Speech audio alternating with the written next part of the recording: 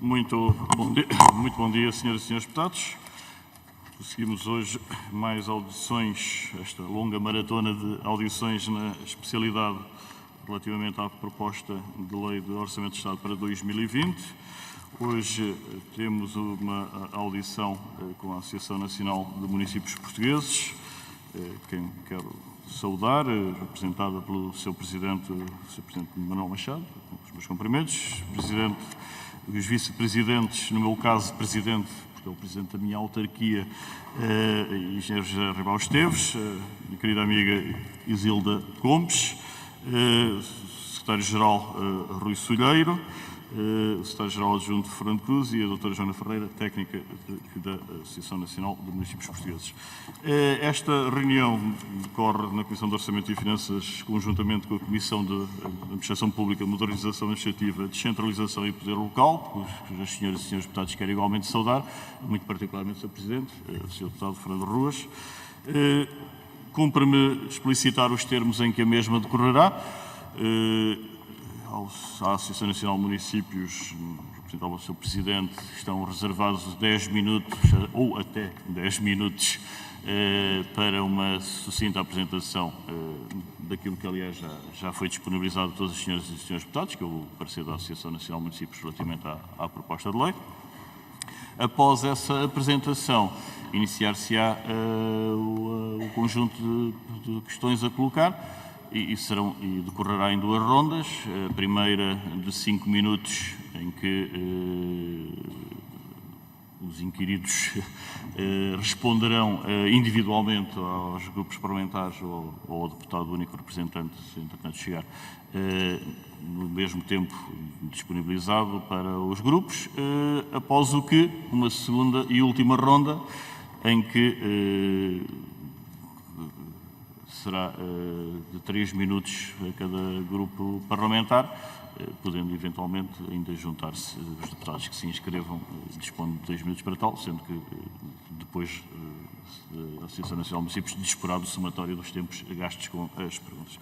E, portanto, sem mais delongas e renovando os meus cumprimentos, dava a palavra ao Sr. Presidente Manuel Machado. Faça o Sr. Presidente. Muito obrigado, Sr. Presidente. Antes de mais, uma saudação aos Srs. Presidentes da Comissão de Orçamento e Finanças e ao Sr. Presidente da Comissão de Poder Local, bem como às senhoras e aos senhores deputados. Também um agradecimento pelo facto de nos chamarem, nos convidarem, nos instarem a virmos aqui com o ponto de vista da Associação Nacional de Municípios Portugueses sobre matéria tão importante como é a Lei do Orçamento de Estado. O parecer da ANMP, de forma detalhada e exaustiva, creio ser do conhecimento de todos os seus deputados. É uso a Associação fazer esse trabalho e partilhá-lo, na medida em que o que nos anima é contribuir para o aperfeiçoamento da democracia e, obviamente, para o fortalecimento do poder local democrático.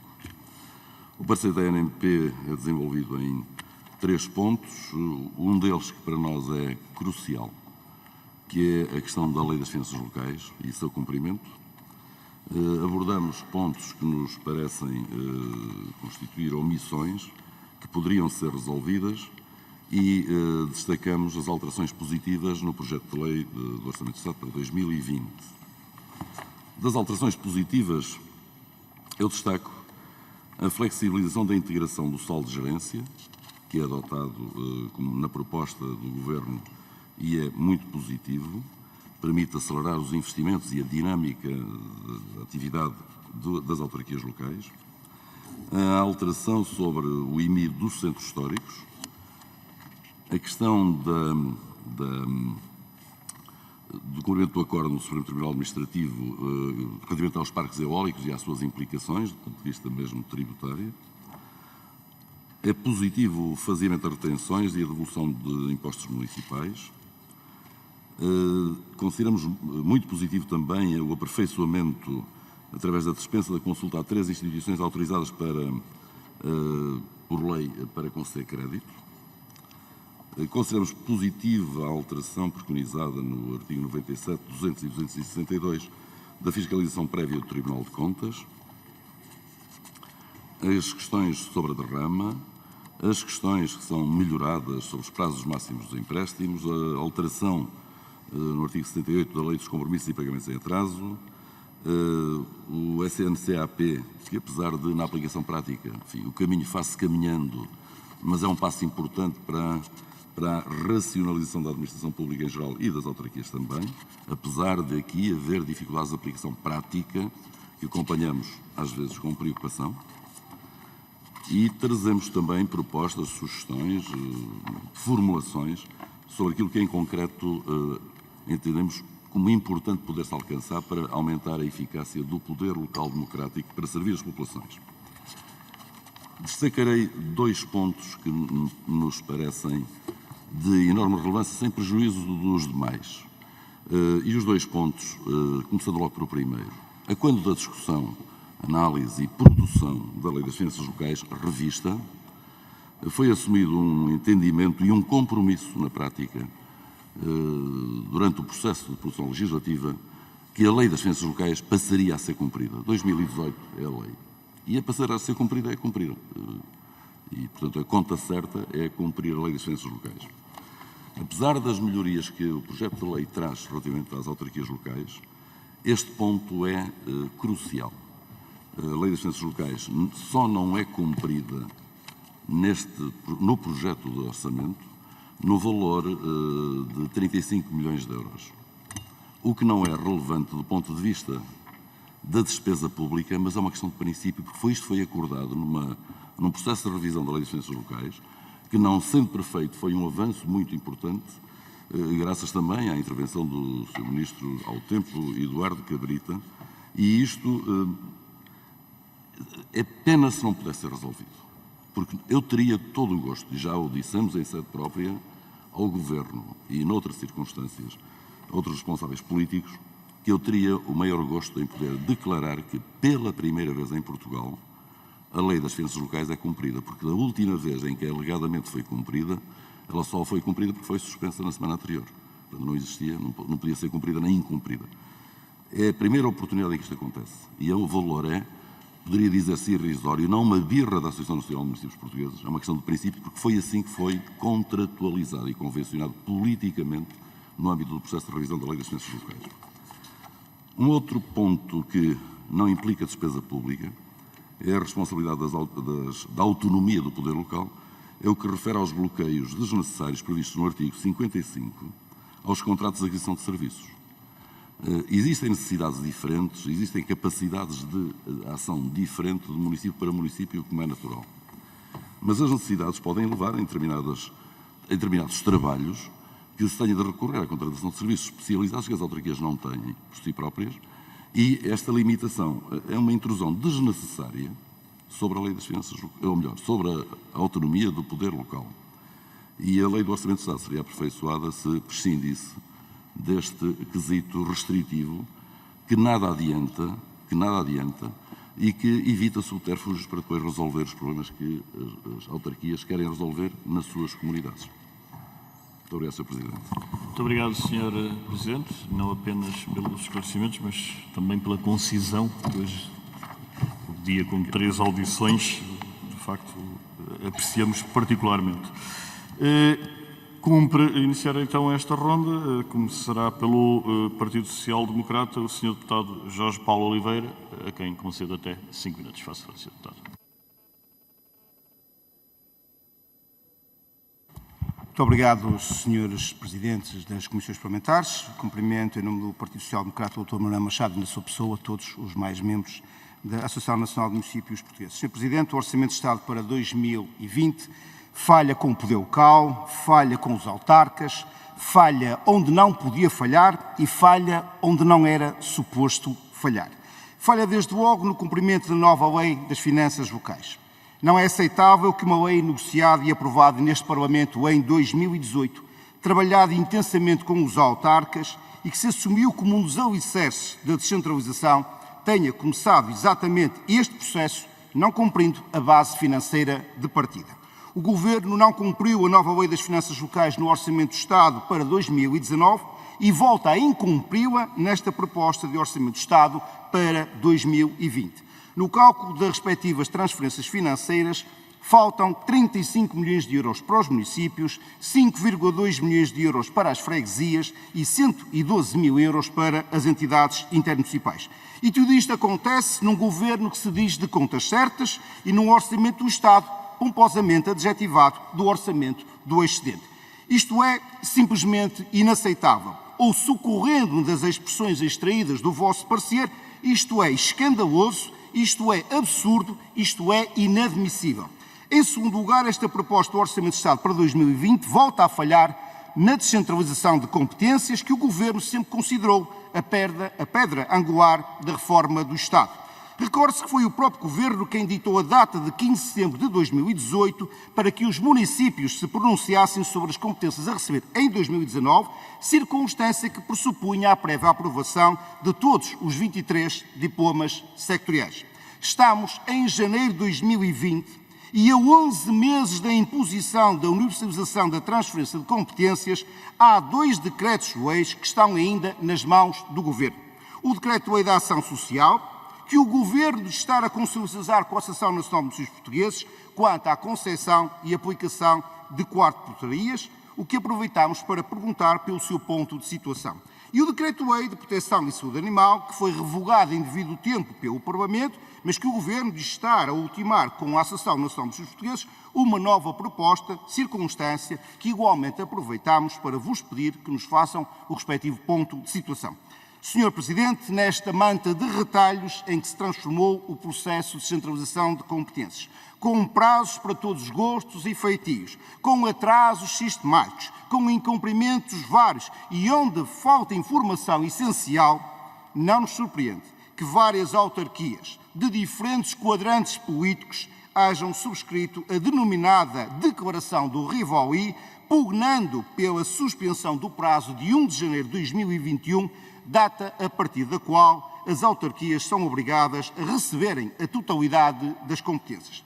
Na reação a esta declaração, a descoordenação do Governo foi evidente. A Sra. Ministra da Coesão Territorial, quiçá desconhecendo quais são as suas competências, admitiu a possibilidade do alargamento dos prazos, mas logo foi corrigida pela Sra. Ministra da Modernização do Estado e da Administração Pública, que se comprometeu apenas em resolver o mais rapidamente possível as dificuldades sentidas na descentralização. Aqui chegados, este é o momento para perguntar à Associação Nacional de Municípios Portugueses qual a sua posição sobre o pugnado na Declaração do Rivoli. Senhor Presidente, se tudo isto não fosse já de per si suficientemente grave, analisando a proposta do Orçamento de Estado, temos também de concluir que é impossível saber-se quanto dinheiro está afeto ao Fundo de Financiamento de Descentralização, que é o único, insisto, é o único instrumento legal que permite ao Estado transferir para as autarquias as verbas referentes às competências a descentralizar por contrapartida das dotações dos serviços que cederão essas competências. Neste exato domínio, qualquer transferência financeira feita à margem da Lei Quadro da Transferência de Competências é simplesmente ilegal e julgo que a Associação Nacional de Municípios Portugueses concordará com este nosso entendimento. Porque é que isto acontece? Nós não sabemos. E talvez a Associação Nacional de Municípios Portugueses nos possa ajudar a perceber o caminho escolhido pelo Governo. Uma coisa sabemos e temos a certeza: o processo de transferência de competências não pode ser ilegal, unilateral, muito pouco transparente e ser posto em risco por falta de meios e de informação. Mas é isso que, escusadamente, está a acontecer. Muito obrigado. Obrigado, Sr. Deputado Jorge Paulo Oliveira. A palavra ao Sr. Presidente Manuel Machado para responder. Também dispõe de 5 minutos. Muito obrigado, Sr. Deputado. Sobre a componente da medicina veterinária, pedi depois aqui ao meu par, o Sr. Presidente Ribó Esteves, que desse o seu contributo de esclarecimento. Gostaria de anotar o seguinte aspecto. Um dos pontos que observamos no nosso parecer tem a ver com o Fundo da Centralização, que, a nosso ver, pelos dados de que dispomos, parece insuficientemente dotado. Parece insuficientemente dotado e parece ter necessidade de reformulação. O problema da descentralização, que há vários pontos de vista, como é sabido, que são diversos, alguns mesmo contraditórios, o objetivo e o que está consolidado é que no dia 1 de janeiro de 2021 entram as funções descentralizadas no exercício pleno a cargo das autarquias. O que é importante nesta fase, no nosso entendimento, e ainda há dias foi de novo abordada a temática, é acelerar a preparação da efetivação da descentralização. Não é o adiamento. É necessário cumprir, costuma ser uso no nosso país, frequentemente, adiar soluções. Não deve acontecer isso. É uma operação arriscada? É. Tem dificuldades e contrariedades? Sabemos que tem, mas uma vez convencionada que foi, aprovada na Assembleia da República a Lei Quadro, a Lei 50, emitidos os diplomas setoriais, é necessário exercer as competências nos termos da lei das leis. O que também ocorre, de facto, é que há duas áreas que não estão ainda conseguidas. A ação social é especialmente relevante porque ela interage com os fundos europeus e tudo isto se cruza em termos de fontes de financiamento para as ações necessárias em cada espaço do território nacional, que é diverso, como já referi. E, portanto, nós continuamos a trabalhar com o Governo para efetivar o processo de centralização. A Sra. Ministra da Reforma Administrativa, da Administração Pública, temos trabalhado com ela e o objetivo é este, é criar condições para exercer as atribuições. Porque o mais pernicioso pode aqui acontecer é haver espaços do território nacional que fiquem, entre aspas, terra de ninguém, fora do processo. A universalidade é uma condição de partida e nós faremos todos os nossos esforços no sentido de o conseguir e alcançar, apesar de estarmos cientes das dificuldades que podem ocorrer. Os serviços do Estado na área da educação, por exemplo, não têm um inventário completo dos bens que são do Estado e onde funcionam escolas, liceus e por aí fora. Mesmo na área da saúde, onde o processo está mais adiantado, há algumas dificuldades que têm de ser resolvidas. Mas isso é o nosso trabalho cotidiano, não queremos que por aí venha qualquer problema. Agora, a fonte de financiamento dos meios materiais e os recursos humanos associados é indispensável, e daí, na Lei do Orçamento de Estado, o artigo sobre a dotação do Fundo da Centralização parece-nos insuficientemente dotado. Sr. Vice-Presidente, faz favor. Sr. Presidente, Srs. Deputados, muito bom dia a todos. De forma muito sumária, dar nota de que o ato praticado pela Assembleia da República de anular o Decreto-Lei 20 de 2019 não teve qualquer diligência prévia junto da ANMP. Foi um diploma muito difícil de consensualizar com o Governo, mas que o conseguimos consensualizar.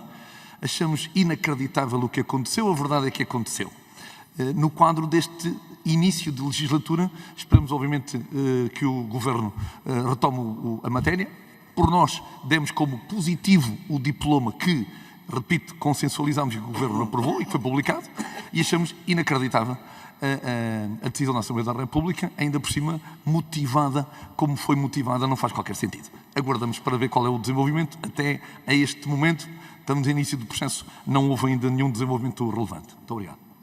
Obrigado, Sr. Vice-Presidente. Agora, para o Grupo Parlamentar do Partido Socialista, a Sra. Deputada Maria da Luz Rosinha, até 5 minutos. Faça a Sra. Deputada. Muito obrigada, Sr. Presidente. Sr. Presidente da Comissão de Orçamento e Finanças, Sr. Presidente da Comissão de Administração Pública, Modernização Administrativa, Descentralização e Poder Local, Senhoras e Senhores Deputados, Sr. Presidente da Associação Nacional de Municípios, Senhoras e Senhores Membros do Conselho Diretivo, Sr. Secretário-Geral e demais colaboradores, eu devo começar por dizer que gostámos de ouvir a intervenção do Sr. Presidente Manuel Machado, desde logo porque, ao invés do que acontece no parecer, começou por destacar alguns aspectos positivos, embora o tivesse feito também de uma forma, assim, um bocadinho en passant. Aliás, devo dizer que quando li o parecer fiquei muito surpresa. E fiquei surpresa porque a Associação Nacional de Municípios nos habituou a apresentar um documento em que se realçavam os aspectos que mereciam a vossa concordância e, como é óbvio, os que mereciam também a discordância, mas usando uma linguagem correta e sem excessos de adjetivação, como acontece no caso presente. Quando chegamos ao ponto número 3 do parecer, que refere os aspectos positivos do referido Orçamento de Estado para 2020, eles são poucos e até parece que a sua referência é um pouco envergonhada. Por isso, a forma como o Sr. Presidente hoje aqui se referiu a eles me pareceu mais adequada.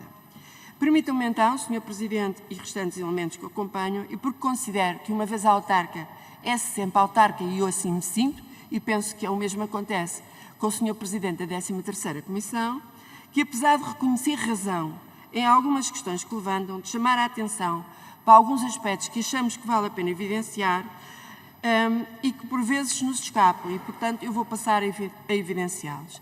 Efetivamente, é verdade aquilo que diz, não há cumprimento integral da Lei das Finanças Locais. Mas deve-se notar que há um reforço de 278 milhões de euros, dos quais 262 milhões são para os municípios, o que representa um aumento de cerca de 10%, que faz claramente a diferença para melhor do que aconteceu anteriormente e que traz ao poder local, a par de outras alterações, um impulso na resolução dos problemas do dia-a-dia das populações que, juntamente com outras medidas, irá facilitar em muito a gestão municipal. De notar também a participação pela primeira vez nas receitas do Estado, como é o caso do IVA em 7,5%, algo que vinha a ser reclamado há muito tempo pela Associação Nacional de Municípios. Para além disso, e uma pequena nota, mantém-se também a participação dos municípios no IRS. E ainda duas grandes e boas novidades que o Sr. Presidente referiu, numa delas, que são, desde logo, a possibilidade da utilização do saldo da conta de gerência no início do ano, o que facilita muito a gestão da ação direta da Câmara e o desenvolvimento dos projetos de investimento, não necessitando de estar a aguardar pela aprovação da conta de gerência, e a possibilidade dos empréstimos destinados à área da habitação não contarem para o limite do endividamento das autarquias.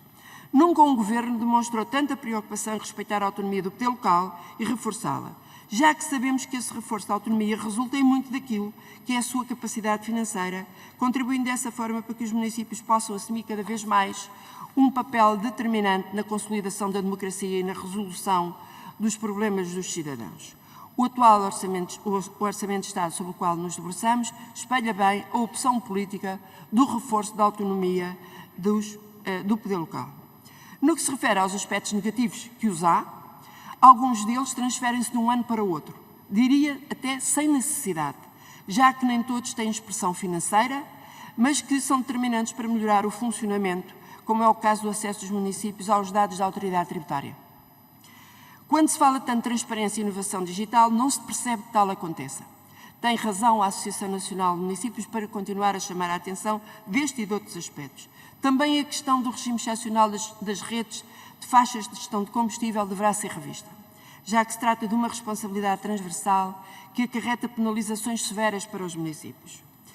No que se refere a muitos dos problemas levantados, irá o Grupo Parlamentar do Partido Socialista desenvolver diligências no sentido de serem ultrapassados. Por último, e não sem antes fazer uma nota sobre mais um ano de bom comportamento muito positivo por parte dos municípios no que respeita à diminuição da dívida, sobre a declaração do Rivoli, que cheira um bocadinho a música, tem a ver com o Rio Veloso, foi por ter sido no Porto, com certeza, e tendo a Associação Nacional de Municípios assumido que a descentralização de competências para as autarquias locais é um processo essencial para aumentar a coesão do território e que só dessa forma se dará resposta a um conjunto de questões que diariamente se colocam e que pela proximidade das autarquias tratarão melhor, como sempre foi dito pelos autarcas, que em muitos casos vinham há anos a reclamar novas competências e que ainda nos dias de hoje dizem, vou já terminar, que o que está em cima da mesa é pouquinho. Pergunto se a avaliação que faz do processo é positiva, sabendo-se que haverá muitos aspectos a ajustar e sabendo-se também que o Governo está disponível para fazer esse ajustamento, não com adiamentos sine die, como já foi referido, como tem vindo a repetir a Sra. Ministra Alexandra Leitão. E depois, Sr. Presidente, e vou já terminar mesmo, Sr. Presidente, os municípios reconhecem ou não que este é um orçamento muito bom, dado o aumento global das verbas, e que o parecer da Associação Nacional de Municípios poderia ter sido favorável, condicionado, ao invés de desfavorável. Muito obrigado pela tolerância. Obrigado, Sra. Deputada. A palavra, Sr. Presidente Manuel Machado, faz favor. Muito obrigado, Sr. Presidente. Muito obrigado, Sra. Deputada, pelas questões postas. Vamos ser claros. O parecer da Associação Nacional de Municípios Portugueses é um parecer que, como aliás é uso e costume, desde há longo tempo, que procura ser exato, construtivo e objetivo. Essa é a natureza do nosso parecer. E, em geral, não fazemos expressões de ânimo leve. É importante perceber-se a intensidade com que fomos surpreendidos pelo incumprimento da Lei das Finanças Locais quando nos foi comprometido que ela seria cumprida. Por isso foi revista para ser cumprida. E é necessário que isto se entenda, porque não é a questão pecuniária em si, é mesmo o princípio que está de forma inadequada a ser desrespeitado. Desnecessariamente, diria eu. A correção do mapa 19 é necessário corrigi-lo, tem erros. Foi alertado em tempo útil e não foi atendido. Não trago para aqui nenhuma questão do Rivoli, aliás, recordo a canção que é excelente, isso basta-me. Quanto a declarações subsequentes à canção, desconheço. E não reconheço sequer que isso tenha valimento, a não ser opiniões individualizadas. Agora, os parceiros da Associação Nacional de Municípios são objetivos. Como é que pode continuar a não atender-se aquilo que, quando a discussão da problemática da participação dos municípios no flagelo dos incêndios nas florestas, foi alertado? Nós, municípios, estamos a ser punidos com coimas porque terrenos de particulares não estão limpos. Isto é um ato de ingratidão. Porque na altura da discussão dos diplomas, que foram desenvolvidos com uma enorme intensidade e alguns mesmo quase em situação de pânico, é verdade que os alertas foram feitos, mas querem em saco roto. Lastimo. Porque os nossos contributos são no sentido construtivo, são do lado da solução, não são do lado do problema. E é inaceitável que todas as semanas nos caiam nos serviços multas aplicadas por entidades do Estado, forem encarregadas de multar, quando têm de fazer as outras coisas. E nos municípios porquê? O cadastro da propriedade rural está feito, da propriedade rústica? Não está feito. E porquê? Portanto, esta descarga sistemática em cima das costas dos municípios também não é justa. E daí a intensidade de alguma expressão do nosso parceiro, que é idóneo, que aborda objetivamente o incumprimento da lei das finanças locais, porque é um facto, tem desconformidades e omissões, lapsos que seria natural, elementar, serem aperfeiçoados, e é isso que preconizamos. Apresentamos propostas concretas de melhoria para todos. Sublinhamos as alterações positivas do projeto de lei do Orçamento de Estado. Agora, para mim, e aqui não é a associação que é responsável, sou eu que assumo, o melhor Orçamento de Estado é o que está para vir sempre. É sempre esse. Porque, como é obra humana, é sempre imperfeita. Agora, temos que fazer um esforço, e nós fazemos-lo, e apelamos à Assembleia da República e aos grupos parlamentares que atendam às nossas propostas de melhoria, porque uma boa parte delas não tem nenhum impacto do ponto de vista das finanças públicas.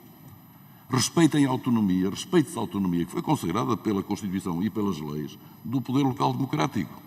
Aumenta a nossa responsabilidade? Aumenta. Não temos medo de assumir riscos.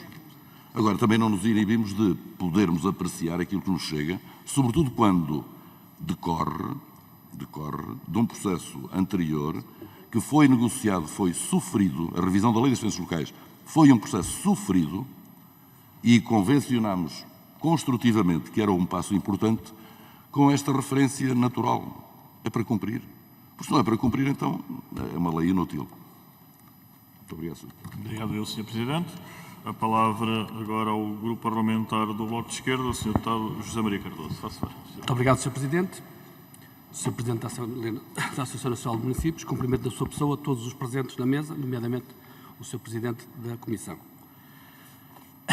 Quanto me dá de saber, por comparação com o mandato anterior, é a primeira vez que apresenta um parecer desfavorável em relação à proposta do Orçamento de Estado.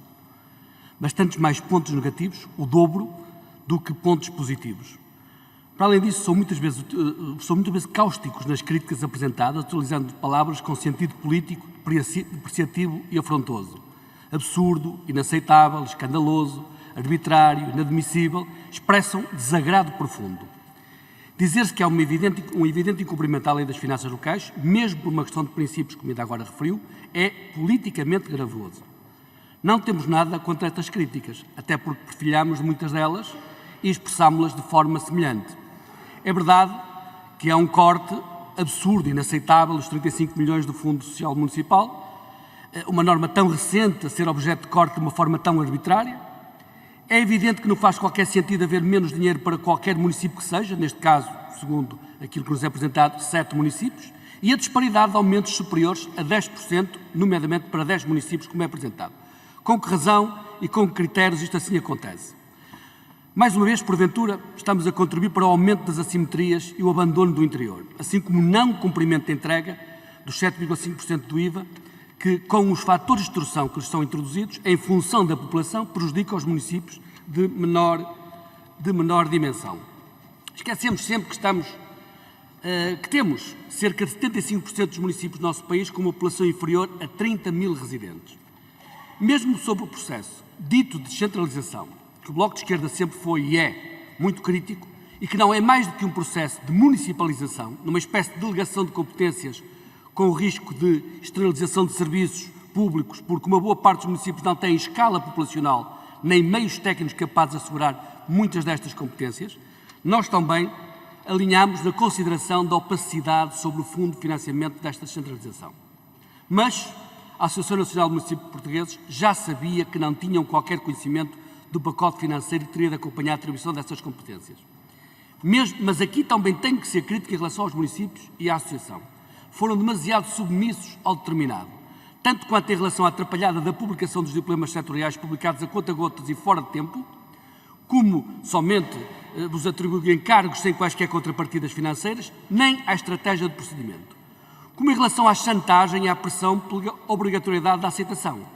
Parece-me que capitularam, mesmo com a declaração de Ribolina, agora aqui invocada, perante a imposição e estão a entrar num processo experimentalista que está, com certeza, a afligir muitos autarcas. A ver, vamos, o que daqui vai sair.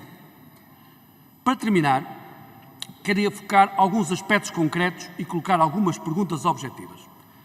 Neste Orçamento de Estado, no artigo 81º, fala na realização da auditoria às parcerias municipais entre o setor público e privado. Já constou do anterior orçamento, num outro artigo.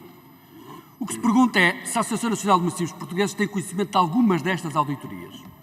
Se não seria de propor que estas auditorias devem dar lugar a um relatório publicar até data a estabelecer dentro do razoável e que seja dado conhecimento público. Outra questão relaciona-se com o parte. Uma medida importante que enaltecemos, mas que criou simultaneamente grandes injustiças que importa no imediato minimizar. Mesmo com o acrescento dos 15 milhões, não consideram que continuamos muito aquém do exigido, dado que o problema em muitos concelhos é não terem modos nem meios de transporte e serem necessário criar esses meios de transporte antes de pensarmos sequer noutro aspecto que seja relacionado com a possibilidade da mobilidade. A descarbonização e a mudança de paradigma energético faz-se por todo o país e não somente nos grandes centros. Não basta falar pomposamente e aproveitar o potencial endógeno dos territórios de baixa densidade e reconhecer que o país está mesmo assimétrico. É preciso criar níveis de qualidade de vida para a fixação e atração. Então não é tempo de exigir que serviços que estas populações foram expoliadas, portanto, a recuperação desses serviços, não é tempo de começar a devolver o balcão dos Correios, da Caixa Geral de Depósitos, o hospital, o centro de saúde, o comboio, os transportes rodoviários e coletivos, as escolas, os serviços públicos, a muitas destas autarquias que foram perdendo e expoliadas durante estes anos. Por fim, uma palavra sobre a regionalização que este orçamento omite por inteiro. Consagrada na Constituição, defendida por grande maioria dos partidos com assento parlamentar, reivindicada por grande parte dos autarcas, presidentes de Câmara, como se viu no último Congresso da Associação Nacional de Municípios, promessa adiada permanentemente. No último mandato era para este, e neste passou para as calendas gregas. Agora é a eleição das CCDRs por um conjunto de eleitores eleitos que serve de desculpa. Pergunto, tal como fazem sobre outras matérias, e muito bem, são bastante críticos na vossa apreciação, também não era ter uma crítica contundente a este orçamento exatamente por omissão do tema? Muito obrigado. Obrigado, eu, Sr. José Maria Cardoso. A palavra ao Sr. Manuel Machado para responder. Muito obrigado, Sr. Presidente, e obrigado, Sr. Deputado, pelas suas questões. Procurando esclarecer e depois pedirei ajuda à minha pana, a Sra. Vice-Presidente Isilda Gomes, para completar. Primeira anotação importante. Os municípios são entidades cumpridoras da lei. O processo de descentralização encontra-se estabelecido nos termos da Lei Quadro, a Lei 50, aprovada pela Assembleia da República, complementada com o diploma, já foi referido, faltam duas áreas a tratar. Mas os municípios são cumpridores da lei. E a partir do momento em que é aprovado, resultou, aliás, fomos ouvidos também na sua confecção e honramos os compromissos assumidos. A questão do processo de descentralização, que eu pedirei à Vice-Presidente Isilda, por favor, para complementar, tem componentes essenciais e, no entendimento de boa parte de nós, tende para o processo seguinte da regionalização. Recomendo a leitura das conclusões do nosso Congresso, das deliberações tomadas, do amplo consenso estabelecido sobre a descentralização e também sobre a motivação para o processo, a abertura do processo da regionalização. Mas isso é uma outra parte da atividade política complementar. Neste momento interessa consolidar a operação da descentralização, porque ela resulta da necessidade de melhorar os serviços públicos a prestar às comunidades, quando foram encerrados uma série de serviços públicos nas nossas comunidades, trazendo prejuízo, trazendo contrariedade aos cidadãos. É esse o trabalho que está a decorrer e nele mantemos toda a esperança. Senhora Vice-Presidente, faz favor. Muito obrigada. Senhores Presidentes das Comissões, Senhoras e Senhores Deputados, colegas, a todos muito bom dia. Muito obrigada por este momento. E queria só complementar aqui duas coisas. Relativamente à declaração do Rivoli, aquilo que me compete dizer é o seguinte. A Associação Nacional de Municípios realizou um congresso há um mês e pouco. A questão da descentralização foi amplamente debatida e foi amplamente aprovada. Portanto, para nós, o assunto está arrumado. A Associação Nacional de Municípios tem vindo a trabalhar na área da descentralização há quase 4 anos e vai continuar a trabalhar, porque este é um processo que se mantém, é um processo que provavelmente, ao longo dos anos, até porque há comissões de acompanhamento, que provavelmente vão corrigir situações e temos da parte do Governo, naturalmente, esse compromisso e dizer já aqui que, de facto, a Senhora Ministra tem estado muito atenta e a trabalhar afincadamente nesta matéria e a sua equipa e, portanto, todos nós temos esta perspectiva de que a Associação Nacional de Municípios se envolveu e continuará a envolver nesta área e, de facto, a descentralização para nós é uma prioridade. Isto que fique bem claro. Provavelmente os senhores presidentes do Rivoli, não me compete a mim criticar, mas se calhar se estivessem presentes no nosso debate, no Congresso, teriam oportunidade de dar também aquilo que é a sua posição e nós ouvi-lo-íamos com certeza. Agora, relativamente à descentralização, é isto que me compete dizer. Nós continuaremos a trabalhar. Para nós é, de facto, um avanço extraordinário em termos do poder local e das competências do poder local. Eu penso que nunca foi feita uma revolução como esta em termos de atribuição de novas competências e é isso que nós pretendemos. Nós, naturalmente, estaremos aqui para, com o Governo, resolver as questões que sejam mais difíceis, obviamente, ou que ainda não estarão resolvidas. Agora, o que vos garanto é que para nós é um dado adquirido. E, portanto, o comboio não para, o motor não desligou, nem vai desligar, e nós continuaremos aqui, não é a desligar, nem a atrasar, é a acelerar, porque é isso que nós pretendemos e é isso que nós entendemos que é bom para os nossos concidadãos. Porque os presidentes de Câmara só aceitam as competências não para terem mais poder, mas para fazerem mais e melhor em prol das suas populações. É isso que nos move, não é mais nada. Nós não queremos mais poder, queremos é capacidade para resolver mais rapidamente e de uma forma mais correta aquilo que são os problemas das nossas populações. É isso que me compete dizer. É esse o nosso motivo, é esse o nosso, digamos, o que nos mobiliza e é para isso que nós estamos aqui. Muito obrigada. Obrigado, Sra. Vice-Presidente. A palavra agora ao Grupo Parlamentar do Partido Comunista Português, Sra. Deputada Paula Santos. Faça favor. Muito obrigado, Sr. Presidente. Cumprimento o Sr. Presidente da Associação dos Municípios, os Srs. Vice-Presidentes, demais elementos presentes e queria, em primeiro, naturalmente, agradecer o contributo da Associação Nacional de Municípios. Tem sido uma prática de apresentar um conjunto de reflexões relativamente à proposta do Orçamento de Estado e às várias matérias que dela constam. Gostaria de abordar aqui vamos ver o tempo que permite, mas gostaria de abordar aqui três aspectos nesta primeira ronda. Uma primeira, naturalmente, da transferência das verbas do Orçamento de Estado para os municípios. A Associação Nacional de Municípios conhece bem a posição do PCP relativamente à alteração da Lei de Finanças Locais. Consideramos que foi uma oportunidade perdida e que deveríamos ter ido muito mais longe naquilo que é a recuperação da capacidade financeira perdida das autarquias, autarquias e contestámos muito o fato da própria lei legitimar o incumprimento, porque é isso que ela faz e consideramos que era profundamente inaceitável. Mas ainda assim, olhando para aquilo que a lei,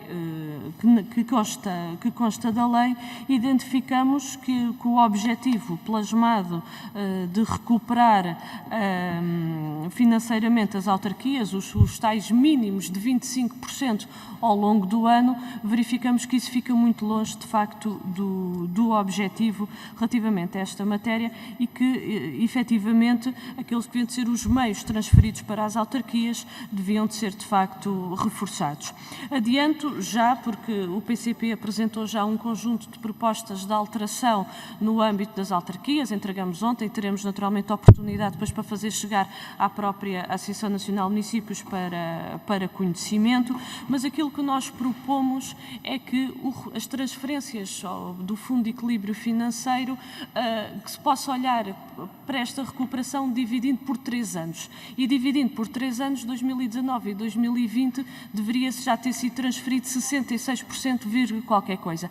E é isso que nós fazemos, um reforço no FEF na ordem dos 41% para repor aquilo que não foi transferido, dividido os 100 por 3 dá 33, repondo aquilo que não foi transferido em 2019, agora em 2020 e deixando para 2021 então os tais 33%. É esta a proposta que apresentamos neste sentido de uma recuperação de facto que vá ao encontro, não vai, mas que pelo menos permita ir mais longe daquilo que tem estado no Orçamento de Estado. Identificamos também que, em termos de Fundo Social Municipal, o valor é o mesmo desde 2016, que é algo também absolutamente inacreditável e não tem sido reposto, naturalmente, a evolução relativamente a esta matéria, para além de ter integrado também a verba para os próprios transportes escolares, e esta é também uma verba que nós propomos reforçar em sede de Orçamento de Estado.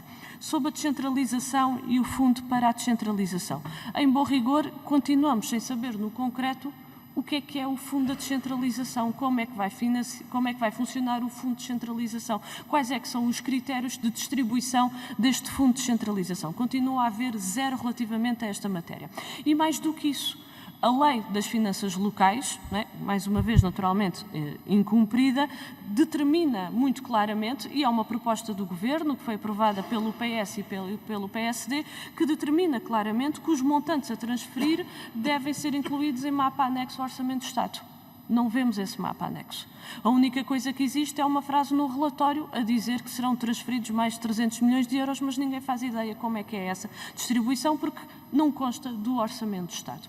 E a questão que se coloca é esta: para além do conjunto de dúvidas que estão mais do que confirmadas da forma como todo o processo tem vindo a andar, e contrariamente ao PS, nós não desvalorizamos as preocupações e as questões que têm vindo a ser suscitadas pelos autarcas, porque elas são sérias e porque elas são reais, porque a verdade é que olhamos para a educação, basta utilizar este exemplo, olhamos para a educação, faltam auxiliares, mas não há verbas para reforçar os auxiliares, as escolas estão degradadas, mas as verbas que estão previstas para a manutenção e conservação das escolas ficam muito longe daquilo que é necessário. Há um conjunto de problemas que estão identificados, que o Governo não resolve, não resolveu, mas também não dá garantias nem condições para que sejam resolvidos, e por isso aquilo que são transferidos para as autarquias não são competências, são encargos. São, de facto, encargos. Há uma desresponsabilização por parte do Governo e deixando o ônus para as autarquias. E por isso a questão que se coloca é: estão garantidas as condições para avançar com um processo de transferência de competências para as autarquias? Na nossa opinião, não estão. Não estão garantidas qualquer condição. Não estão garantidas as condições para o exercício destas competências. Nem consideramos que matérias, vou concluir, nem consideramos que matérias tão relevantes como seja a educação, como seja a cultura, como seja a saúde, sejam tratadas. Estamos a falar de direitos constitucionais, que devem ser garantida a universalidade, que não deve haver assimetrias e que se deve avançar no sentido da eliminação das assimetrias que existe, está-se a fazer tudo exatamente ao contrário, e não é forma de abordar este problema. Só mesmo para terminar, uma referência, é mesmo um telegráfico, foi distribuído uma nota explicativa do orçamento do Ministério, onde agora se integra o poder local, e aquilo que é dito é que a verba, por exemplo, para a cultura, é 1 milhão de euros para os municípios que aceitaram assumir as competências na área da cultura. Estamos a falar de 1 milhão de euros, mas alguém acha que vamos recuperar património cultural com 1 milhão de euros? É absolutamente ridículo. Muito obrigado, Sra. Deputada Paula Santos. a palavra ao Sr. Presidente Manuel Machado Torres Pereira. Faça força. Muito obrigado, Sr. Presidente. Muito obrigado, Sra. Deputada, pelas suas questões. Descentralização. Foi adotada uma metodologia de trabalho, foi consagrada em lei e está a ser consagrada em decretos setoriais. Temos discutido. Observamos que a componente do fundo da descentralização nos parece dever ser reforçado na medida em que a dotação não se nos afigura suficiente. Mas isso é o que permite ser lido no projeto de lei do Orçamento de Estado que temos conhecimento. Mas isso não põe em causa que se deva parar outra vez ou regredir. No nosso entendimento, tem de se continuar a trabalhar, porque é uma oportunidade de modernização da administração pública e de resolver problemas nas nossas comunidades. É necessário rever os rácios, a portaria dos rácios de pessoal auxiliar para as escolas. É preciso, deve ser feito. E nós estimamos que isso possa ser feito em tempo útil, porque o ano 2020 vai ser o ano charneira para o processo concluir-se com êxito ou com insucesso. Mesmo para aqueles municípios onde só vai entrar em funcionamento no dia 1 de janeiro de 2021, tem que ser feita a preparação dos processos, a contratação de pessoal, a preparação dos serviços, tudo isso tem de ser feito. Os contratos. Importante que, nem sempre ouvimos, cada transferência de competências para as autarquias, por exemplo, no domínio da educação ou da saúde, implica um contrato específico com aquele município em concreto. Nós estamos a fazer a avaliação do estado do parque escolar, que tem coisas boas, mas uma parte significativa precisa de obras vultuosíssimas. Ora, esse inventário de trabalho técnico tem de ser feito para que no contrato, em concreto, com cada município, e ele só funciona mediante esse contrato, assinado, aprovado pelas partes, é que pode avançar. O que temos também é de não perder de vista que o processo de centralização, no entendimento da maior parte dos membros da Associação Nacional de Municípios Portugueses reunidos em Congresso, é que ele deve progredir para uma outra etapa, que é a regionalização, que também é um processo, mas é importante consolidar este e preparar o seguinte, até porque há diversos pontos de vista, todos respeitáveis, sobre essa forma de organização da administração pública em Portugal. No que refere à oportunidade perdida, eu continuo crente, continuo confiante que o processo de descentralização não é de todo uma oportunidade perdida. É uma oportunidade de ganho. Tínhamos antes deste processo um outro equivalente, mas para menos seguro, que era o da delegação de competências. E assim levou a situações de pesca à linha. Alguns dos meus pares que criticam o processo de descentralização têm contratos programa, contratos específicos feitos no âmbito da delegação de competências e também estão com dificuldades em vê-los cumpridos. Mas nós preocupamos com essas componentes todas. Não podemos compreender como é que se pode ter num sítio um tipo de procedimento e no outro um procedimento totalmente diferente. Foi aqui na Assembleia da República que, em tempo anterior, eu referi que estava a ocorrer um processo não aceitável, ou inaceitável, acho que disse desse modo, entendo que é assim, de pesca à linha de municípios para assumir determinadas tarefas do Estado em determinados espaços do território nacional, e isso era inadequado e era inaceitável. E, portanto, consolidado que foi a descentralização como uma operação, um processo de natureza universal, geral, tem de ser cuidado, tem de ser negociado, tem de ser discutido no concreto, município a município, entidade do Estado a entidade do Estado. Temos sentido bloqueios a esse nível em alguns setores da administração pública, vulgo direções regionais ou delegações regionais, porque também aí há variantes significativas, não estão destituídas de poder, são agentes desconcentrados do Estado, mas para encravar as coisas estão por aí, que omitem o fornecimento de dados, apesar de eles serem comprometidos, mas não é o único. Veja-se em sede do Orçamento do Estado, nós continuamos, no nosso parecer, a reclamar que a autoridade tributária nos forneça os dados dos impostos dos nossos municípios. Impostos são municipais. Esta partilha de informação é difícil, não ser conseguida, apesar de todas as afirmações políticas e mesmo até resoluções no sentido de que isso se faça. Na realidade, ainda não chegou a essa etapa. E, portanto, é um processo que importa prosseguir, desenvolver e consolidar. Muito Muito obrigado, Sr. Presidente Manuel Machado. A palavra agora ao Grupo Parlamentar do CDS-PP, que fez chegar à mesa, que dividirá os 5 minutos entre as senhoras deputadas Cecília Meireles e Ana Rita Bessa, e, portanto, dava a palavra à senhora deputada Cecília Meireles. Faça você. Muito obrigada, Sr. Presidente. Queria começar por cumprimentar a Associação Nacional de Municípios. Os senhores presidentes apresentam-nos aqui um parecer muito crítico em relação ao Orçamento do Estado. Eu gostava de vos deixar algumas perguntas sobre descentralização. Porque, do nosso ponto de vista, a descentralização podia e devia ser, de facto, a grande reforma da legislatura. Aliás, foi assim que foi anunciada na legislatura passada, mas a verdade é que, depois de uma legislação aprovada aqui no Parlamento em agosto de 2018, nós estamos agora em janeiro de 2020 e não há grandes avanços nesta matéria. Aliás, alguns dos diplomas setoriais que deviam estar aprovados em setembro, novembro de 2018, ainda hoje há 1 ou 2 que não estão aprovados. E fala-se até em adiar. Já percebi aqui que a vossa opinião é contra este adiamento. Eu também me parece que adiar não resolve nada. Mas transparência nesta matéria podia resolver muita coisa, porque a verdade é que é impossível ao Parlamento fiscalizar este processo de descentralização. E eu tenho algumas perguntas concretas para tentar entender o que realmente está a acontecer. Em primeiro lugar, estava prevista em 2019 a verba de 262 milhões de euros para esta descentralização. Eu gostava de saber se ela foi ou não transferida. Segundo nota explicativa que recebemos da Sra. Ministra da Administração Pública, este ano estão previstos 320 milhões de euros, a esmagadora maioria dos quais em educação. E eu aqui tenho dificuldade em perceber o seguinte: do nosso ponto de vista do CDS, se as competências passam a ser exercidas pelas autarquias, é normal que elas sejam acompanhadas do dinheiro que o Estado Central hoje em dia gasta a exercê-las. Mas o que é normal também é que este dinheiro deixe de ser gasto no Estado Central e que alguns organismos desapareçam com a transferência de competências. Eu gostava de saber se têm conhecimento de algum organismo que tenha desaparecido com esta transferência de competências ou se este dinheiro está a crescer àquele que já é gasto pelo Estado Central.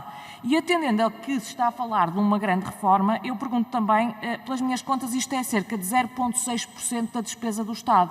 Eu acho que para a grande reforma do século, eu diria que 0,6% da despesa do Estado, não podemos estar a falar de uma transferência de competências real e estamos a falar de uma transferência de competências que, quando muito, será sobretudo de manutenção e não de real exercício de decisão e de competências, porque senão teríamos uma transferência muitíssimo maior.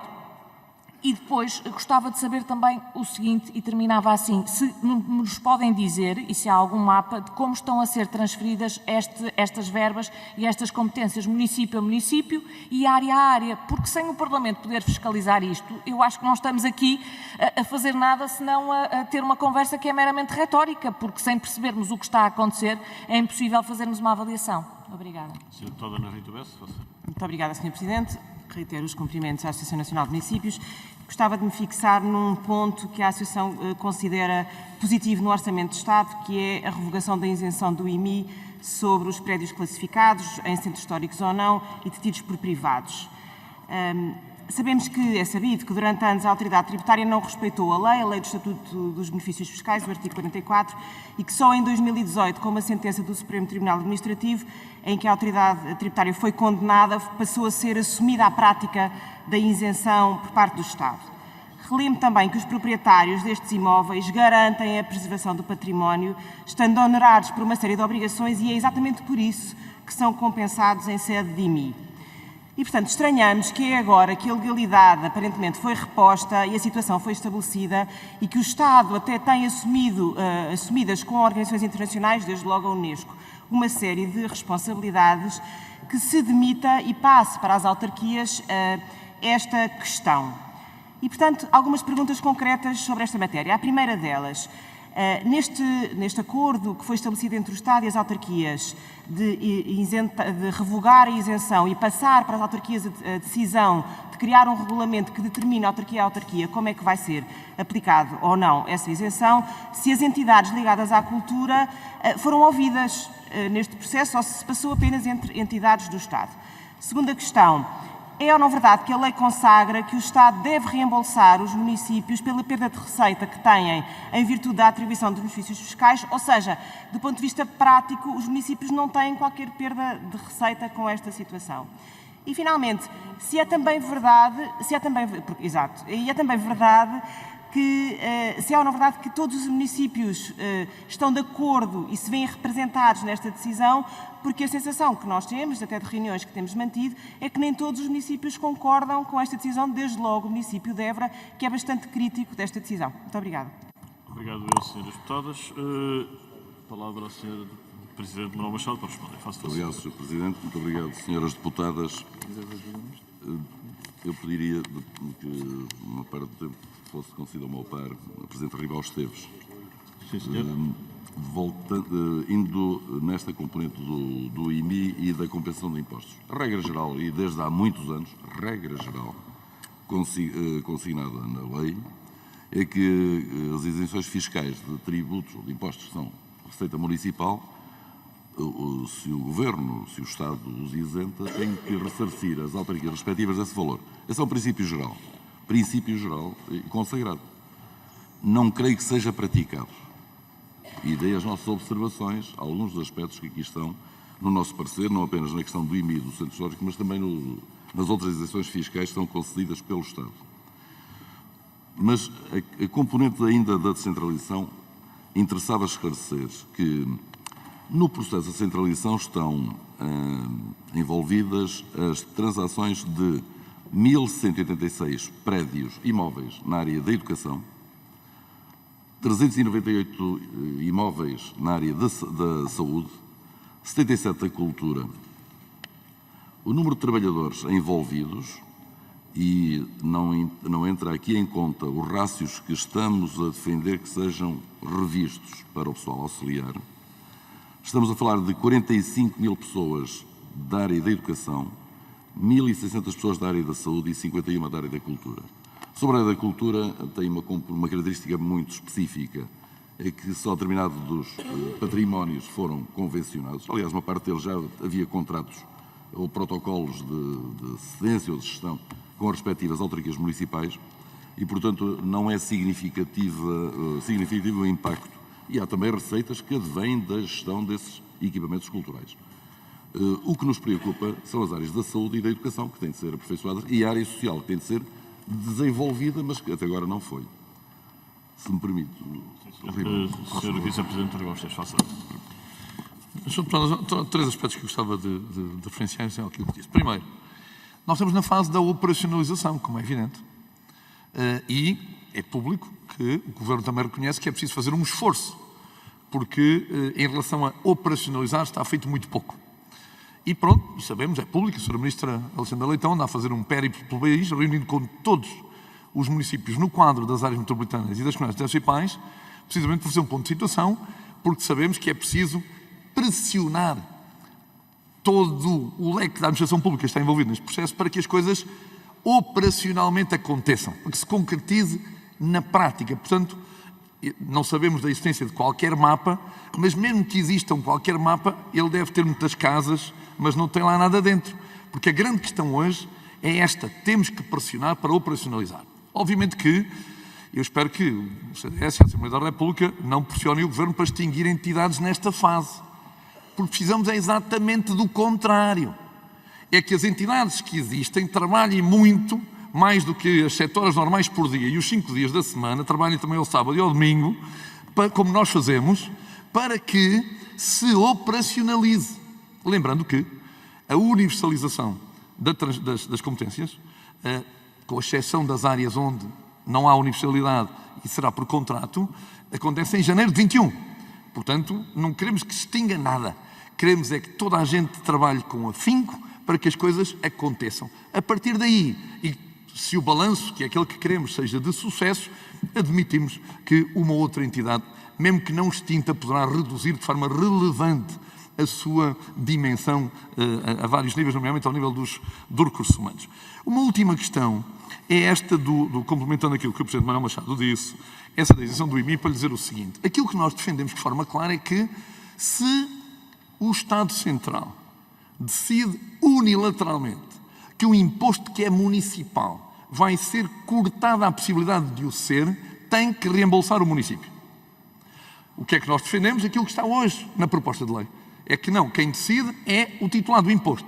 Aliás, seria útil que a Assembleia da República resolvesse uma bastardia tributária que temos no país, que é o tal IMI complementar dos tais imóveis de grande valor, que até as IPSS pagam, que se chama IMI, mas que não é M nenhum, porque não é uma receita municipal. Se querem manter o imposto, mantenham-no, mas ao menos mudem-lhe o nome, porque ele engana as pessoas, porque ele não é, de facto, uma receita municipal, é uma receita, enfim, da administração central, nomeadamente da Segurança Social. Portanto, este é o quadro em que nós estamos para que possamos, de facto, ter aquilo que é municipal, tem uma decisão municipal de isenção ou não, aquilo que unilateralmente o Estado Central quer fazer, retirando receita, vai ter que compensar.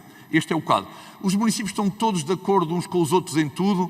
Viva a democracia, era o que mais faltava. Nem na Assembleia da República os seus deputados estão de acordo em tudo, com todos, era o que mais faltava, porque nisto dos municípios e dos autarcas somos também democratas e defendemos a diversidade da opinião, com todo o respeito, como não podia deixar de ser. Muito obrigado, Sr. Muito obrigado, Sr. Vice-Presidente José Esteves. A palavra ao Grupo Parlamentar do PAN, Sra. Deputada Bebiana Cunha. Faça favor. Muito obrigada, Sr. Presidente, Sr. Presidente da Comissão, senhoras e senhores representantes da ANMP, senhoras e senhores deputados. No parecer que a ANMP apresentou à Assembleia da República, verificamos que, de facto, e já tem aqui sido o tema da manhã, uma das grandes preocupações é o processo de descentralização e o modo como é tratado no quadro do Orçamento do Estado. Este Orçamento do Estado é o último antes da pretensa consolidação do processo de descentralização no nosso país. Por força da lei ocorrerá em 2021, momento em que as competências centralizadas passarão a ser então competências na esfera dos municípios, independentemente aqui das vontades que possam os municípios ter. Nesta fase em que a descentralização é facultativa, apenas 49 municípios aceitaram a totalidade das competências passíveis de serem transferidas, o que, no nosso entendimento, é um número manifestamente baixo e põe em causa a viabilidade do processo. Todos sabemos que o processo de descentralização ficou marcado por um processo legislativo marcado de uma enorme pressa, decorreu de um modo um tanto ou quanto atabalhoado, mas o maior dos problemas que lhe tem sido apontado pelos municípios é o desconhecimento claro do chamado envelope financeiro. O regime financeiro das autarquias locais e lei quadro da descentralização criou um fundo de financiamento para a descentralização que deveria servir para financiar anualmente o processo de descentralização. Mas a sua concretização legal gerou mais dúvidas do que certezas. O pouco que se sabe por força da lei quadro para a descentralização é que tem havido uma lógica de neutralidade orçamental em que se transfere as verbas disponíveis que seriam utilizadas pela Administração Central para exercer as competências descentralizadas. A nosso ver, um dos problemas acontece quando os níveis de investimento público nos setores descentralizados eram insuficientes, pelo que as verbas a transferir não permitem aos municípios assegurar a prestação de um bom serviço público, sem que isso implique custos relevantes para os municípios. Entendemos então que o Orçamento do Estado é a sede adequada para esclarecer os aspectos ligados ao financiamento do processo de descentralização, porque a lei não o faz, e no Orçamento do Estado de 2019 todos nos lembramos que o Governo não definiu de forma clara e inequívoca as verbas do Fundo de Financiamento para a Descentralização, à exceção daquele quadro de fluxos para a administração local. Neste Orçamento de 2020, parece-nos que a realidade não muda muito. O quadro de fluxos fixa uma verba de 295 milhões de euros e o artigo 83 dispõe que o Fundo de Financiamento para a Descentralização passa a ser gerido pela Direção-Geral das Autarquias Locais e autoriza a que sejam feitas as transferências necessárias para o Fundo. Apesar do anexo 2 do orçamento nos dar a distribuição de verbas por freguesias, no âmbito da descentralização para as freguesias, no plano dos municípios apenas temos uma verba geral e não sabemos em concreto para que setores e para que municípios vão estas verbas, pelo menos de forma clara. Para nós, esta incerteza é elevada, contudo o valor que conhecemos leva-nos a crer que é insuficiente para fazer face à descentralização em setores que mais impacto orçamental têm. Para o Plano o Orçamento 2020 não é solução para o quebra-cabeças da descentralização. E assim o que perguntávamos é se a ANMP está satisfeita com a verba para a descentralização no quadro do Orçamento de Estado e também recordar aqui, já aqui foi falada por várias vezes, a declaração do Rivoli, que no nosso entender é um reflexo da realidade que os municípios vivenciam. Já foi aqui dito que é música vinda do Porto, mas é música cuja letra reflete bem as dificuldades dos municípios. Assim, o que perguntamos é se a ANMP considera que existem condições para que a consolidação do processo de descentralização ocorra em 2021 e se considera a ANMP que a Assembleia da República deve avaliar este processo e ser voz ativa no processo de descentralização. Muito obrigada. Obrigado, Sr. Deputado Viana Cunha. A palavra ao Sr. Presidente Manuel Machado para responder. Muito obrigado, Sr. Presidente. Muito obrigado, Sra. Deputada. Respondendo diretamente se a ANMP está satisfeita com a dotação no âmbito da descentralização, obviamente que não, escrevemos-lo taxativamente no nosso parecer. É preciso ser mais detalhado. Em todo o caso, para uma análise mais profunda, é conveniente ter presente que há contratos de descentralização de competências que foram feitos individualizadamente antes ainda do processo da descentralização ter sido aberto e que há compromissos financeiros do Estado que têm de ser suportados. A nossa perspectiva é que a dotação que está na Lei do Orçamento do Estado é para suportar, para corresponder a esses contratos que são anteriores ao processo da descentralização. O processo da descentralização, o fundo da descentralização, deve ser alimentado pelas dotações dos ministérios. Que está em cima da mesa e em discussão. São os rácios, os parâmetros para, relativamente a recursos humanos, tem de ser dotado, vindo dos ministérios, e eventualmente os ministérios não têm, suficiente, porque houve uma quebra substancial e envelhecimento significativo dos quadros da função pública, como é sabido, e por outro lado há a avaliação dos impactos financeiros decorrentes das obras que é preciso fazer. Uma parte dos edifícios e equipamentos estão obsoletos ou degradados e precisam de intervenções urgentes. Mas esse inventário não está a ser feito pelas áreas respectivas da Administração Central e estamos nós agora, municípios, a procurar fazê-lo, avaliando os prédios, avaliando os trabalhos, para depois isso ser convertido nos contratos que vão ter de ser feitos. E eu sublinho este aspecto, porque nenhuma escola secundária, nenhum liceu vem para a gestão municipal sem o contrato respectivo ser assinado, onde tem de ser identificados os fontes de financiamento. O processo de descentralização tem níveis de coordenação de supervisão. Não apenas a Comissão, e que é importante, criada pela Assembleia da República, mas ao nível de cada área setorial há comissões de monitorização e acompanhamento. E até agora o trabalho tem sido feito com resultados positivos. Sobre a componente, se é mais uma vez adiar ou não, penso, e é clara a resolução do Congresso da Associação Nacional de Municípios Portugueses, não é tempo de adiar, é tempo de operacionalizar. Se toleramos mais um adiamento, seja com que tonalidades musicais aconteçam, é perda de tempo. E é um ato de difícil compreensão para os nossos concidadãos. Por isso, assumo, em correspondência ao que foi decidido no Congresso da Associação Nacional de Municípios Portugueses, que mereceu apenas algumas abstenções e escassos votos contra, praticamente por unanimidade, amplamente participado, é tempo de acelerar, de impulsionar, consolidar o processo de descentralização e não de arranjar pretextos para adiamento. Sabemos todos que dá trabalho, que se exige que haja capacidade de resposta do nosso lado e, sobretudo, do lado da Administração Central. É incompreensível que não haja um inventário dos bens do Estado que são objeto de descentralização, seja equipamentos educativos ou equipamentos de saúde. Não é compreensível que não esteja ainda nos mapas, não haja esse inventário atualizado sobre aqueles contratos de outsourcing relativamente a alguns serviços prestados, seja na área da educação, seja na área da saúde, em alguns sítios do território nacional. Não se entende como é que bens que sabemos que são do Estado, consabidamente do Estado, mas depois foram integrados no ativo de empresas estatais, como a Stamo e outras, e a quem o Estado está a pagar renda. E esse inventário tem de ser feito. Nós não adivinhamos. Mas, ao nível dos serviços regionais ou dos serviços desconcentrados do Estado, não temos sentido capacidade de resposta atempada e com segurança. Tem havido avanços, mas não são suficientes. Portanto, a pergunta que me fez, este, a nosso ver, é o caminho e não passará nunca por adiar a solução.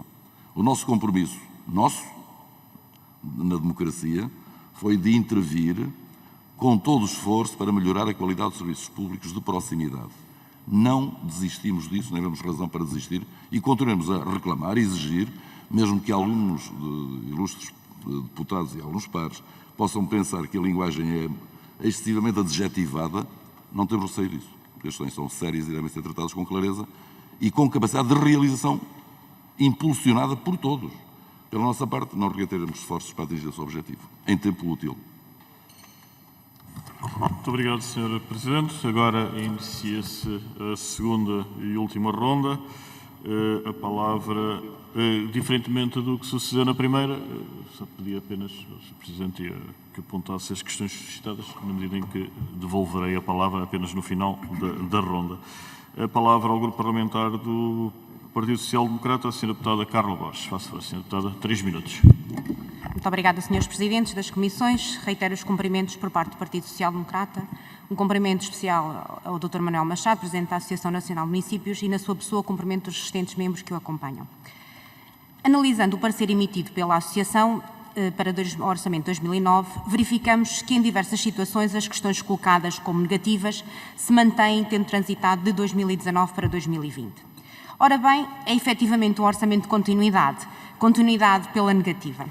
Sublinho as que dizem respeito ao incumprimento da legislação portuguesa, que de forma reiterada se mantém, colocando a nu um facto irrefutável, o de que este Governo não só não cumpre aquilo a que se propõe, mas que anuncia antecipadamente a sua intenção em não cumprir. Se não vejamos, em 2019, a Associação Nacional de Municípios refere que a Lei das Finanças Locais não é cumprida, por se verificar, em sede de orçamento, um déficit de 18 milhões de euros. Mas, em 2020, o que é que verificamos novamente? Mais uma vez, o não incumprimento, mas desta feita no valor de 35 milhões de euros, quase o dobro, que a somar aos 18 milhões de euros de 2019, corresponde a um total de 53 milhões de euros. É certo que sabemos que, para este Governo, 53 milhões de euros são miudezas, mas certamente que para os municípios não serão. Legitimamente pergunta-se se é a intenção deste Governo alguma vez cumprir a Lei das Finanças Locais. Continuando esta análise, sucedem-se as coincidências nos pontos negativos. A execução do previsto na Lei Quadro das transferências das competências é um exemplo, continuando sem explicação a forma da distribuição das verbas. Sublinho novamente esta matéria porque ainda recentemente foi anunciado pela Sra. Ministra o início do roteiro pelas comunidades intermunicipais, manifestando grande empenho e disponibilidade para o diálogo com os municípios, o que depois não vemos materializado na proposta de lei, o que me leva a concluir que esse roteiro não passa de mais uma manobra de diversão, apenas com o intuito de criar um momento de distração, desviando as atenções do facto mais importante, que é novamente o incumprimento da legislação atual. Eu também gostaria aqui também de realçar outra matéria sublinhada no vosso parecer e que se refere ao artigo 50. Artigo que excepcionaliza o regime da gestão de combustível.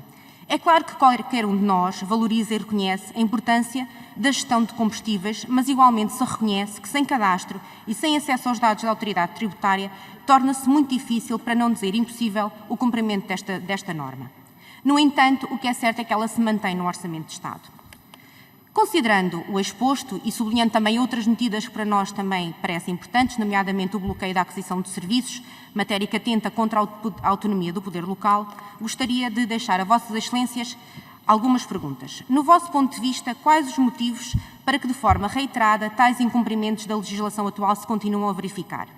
A Associação Nacional de Municípios, com a emissão deste parecer desfavorável, quer mostrar um cartão vermelho a este Governo por recear que os incumprimentos... Termino já, Sr. Presidente, obrigada.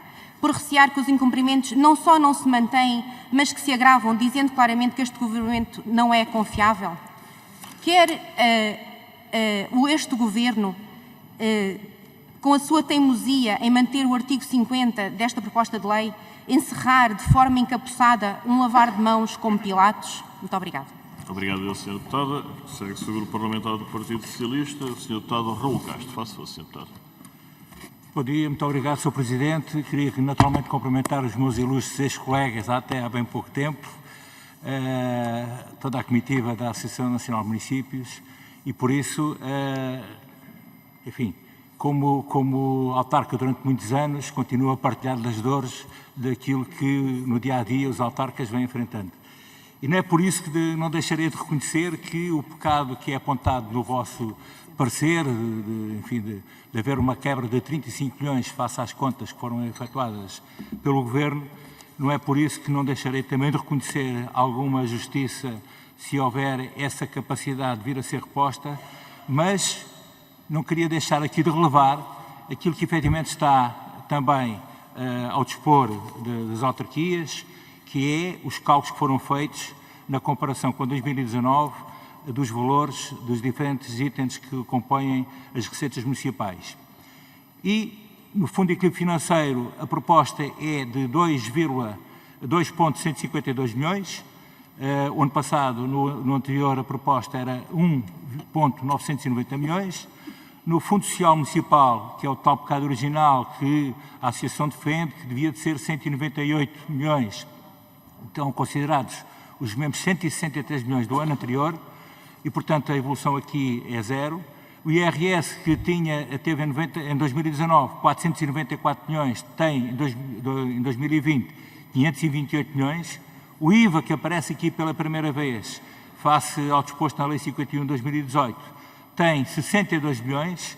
As freguesias vão ter, ao invés do ano passado, 208, passa para 224, e depois há outras transferências de 22 milhões, o ano passado passa para 26 milhões. Tudo isto resulta em 3,155 milhões, o que significa mais 278 milhões. Todos sabemos que os autarcas, quanto mais dinheiro tiverem para resolver os problemas das suas comunidades, será sempre excelente. Mas temos que ter aqui consignados também aquilo que são as decisões do Governo e às suas disponibilidades para poder acolher todas estas pretensões. A maior parte deste conjunto de números que referi, que é o FEF, deve-se precisamente ao efeito conjugado da variação dos impostos do Estado e do efeito de convergência do imposto pelo número 6 do artigo 5º da Lei de Finanças Locais e que se traduz em 162 milhões.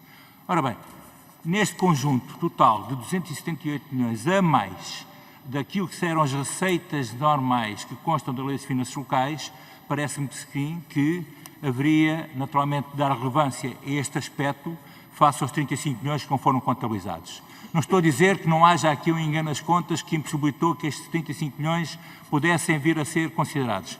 Mas a verdade é que também houve aqui a preocupação de atualização de valores que decorrem na própria lei, e com exceção do Fundo Social Municipal, porque é aqui que reside a diferença, e para concluir, Sr. Deputado, por favor. Os 278 milhões serão efetivamente de relevar. Duas notas finais. Uma que já foi aqui aflorada e que é importante, e penso da parte do Governo, parte da tutela, vai haver capacidade para muitas das vossas propostas virem a ser acolhidas, que é o regime excepcional das redes de faixa de gestão de combustível. Há colegas nossos, ex-colegas, neste caso, que estão a ser acusados pelo Ministério Público como responsáveis dos incêndios e isto é intolerável. O facto de não ter havido, permitam-me só mais uma nota, o facto de não ter havido a capacidade de identificar os proprietários destes terrenos está a servir para punir estes autarcas e eu espero que a Associação Nacional de Municípios assuma as suas posições. O Governo, com certeza, assim também o fará. Muito obrigado. Muito obrigado, Sr. Deputado. Palavra ao Grupo Parlamentar do Bloco de Esquerda, o Sr. Deputado João Vasconcelos. Faça favor, Sr. Muito obrigado, Sr. Presidente, Srs. Presidentes, cumprimentar, Sr. Presidente da Associação Nacional de Municípios e dirigentes, e um cumprimento muito especial à Presidente da Câmara de Portimão.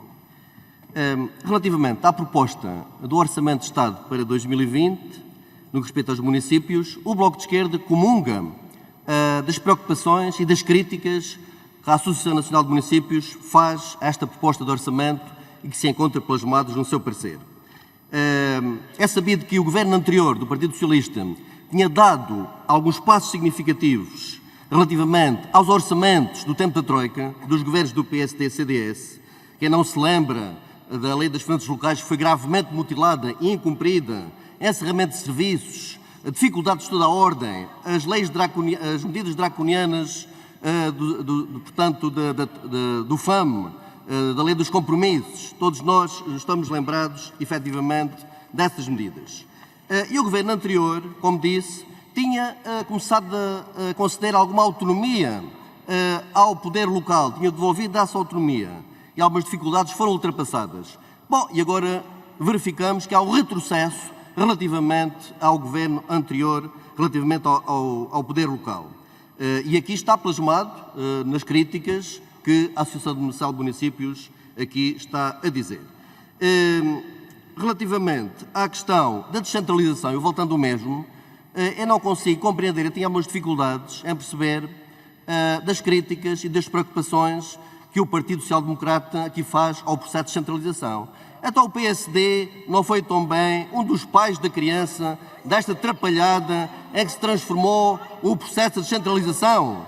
O Bloco de Esquerda, na altura, avisou. O Bloco de Esquerda que não aprovou este processo de municipalização de competências, que de facto trata-se de municipalização e não de transferência de competências, e nós sabíamos no que isto ia dar, com certeza.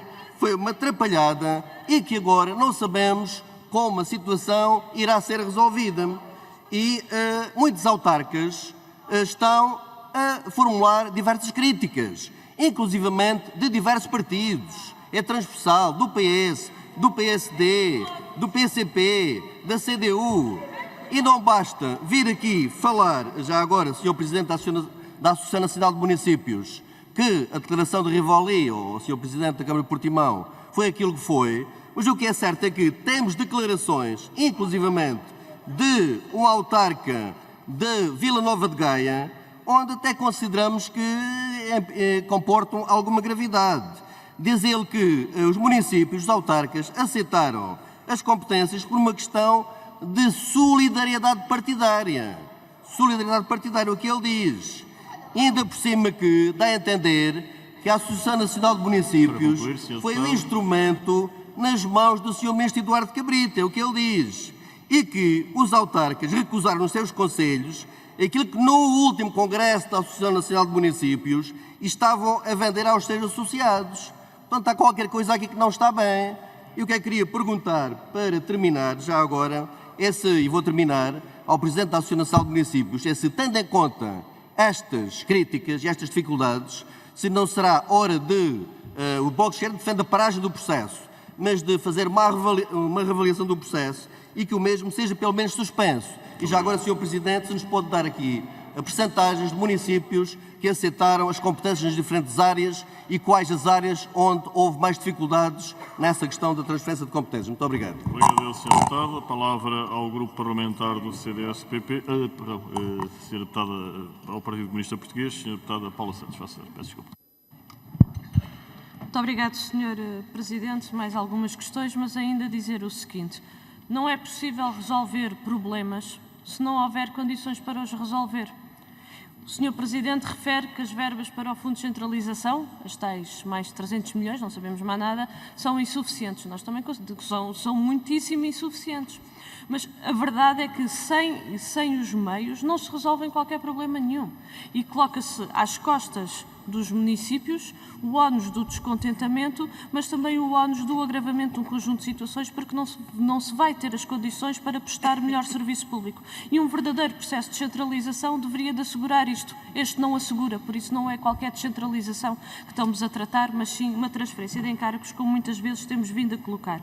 Gostaria de colocar uma questão sobre o IMI, que tem sido designado o IMI dos centros históricos, para perguntar o seguinte. A Associação de Municípios também aqui fez referência e considerou um aspecto positivo. Estamos a falar do IMI para património cultural que está classificado a nível nacional, monumentos nacionais e um conjunto de outro património classificado nacional, e queria-lhe deixar esta pergunta. A Associação Nacional de Municípios entende que devem ser os municípios a determinar as normas de isenção ou não de património classificado a nível nacional. Não estamos a falar de património a nível local, estamos a falar de património a nível nacional. Queria deixar esta consideração, mas dizer também que, até a propósito do processo relativamente à devolução do IMT, tivemos possibilidade de questionar o Governo relativamente a esta matéria e consideramos, e esta é também uma das propostas que fazemos de alteração ao Orçamento de Estado, porque deve de facto ficar clarificado que as isenções fiscais, quando haja, para além da participação dos municípios naturalmente no processo, mas os municípios devem obviamente ser compensados relativamente a essas decisões quando são tomadas a nível central.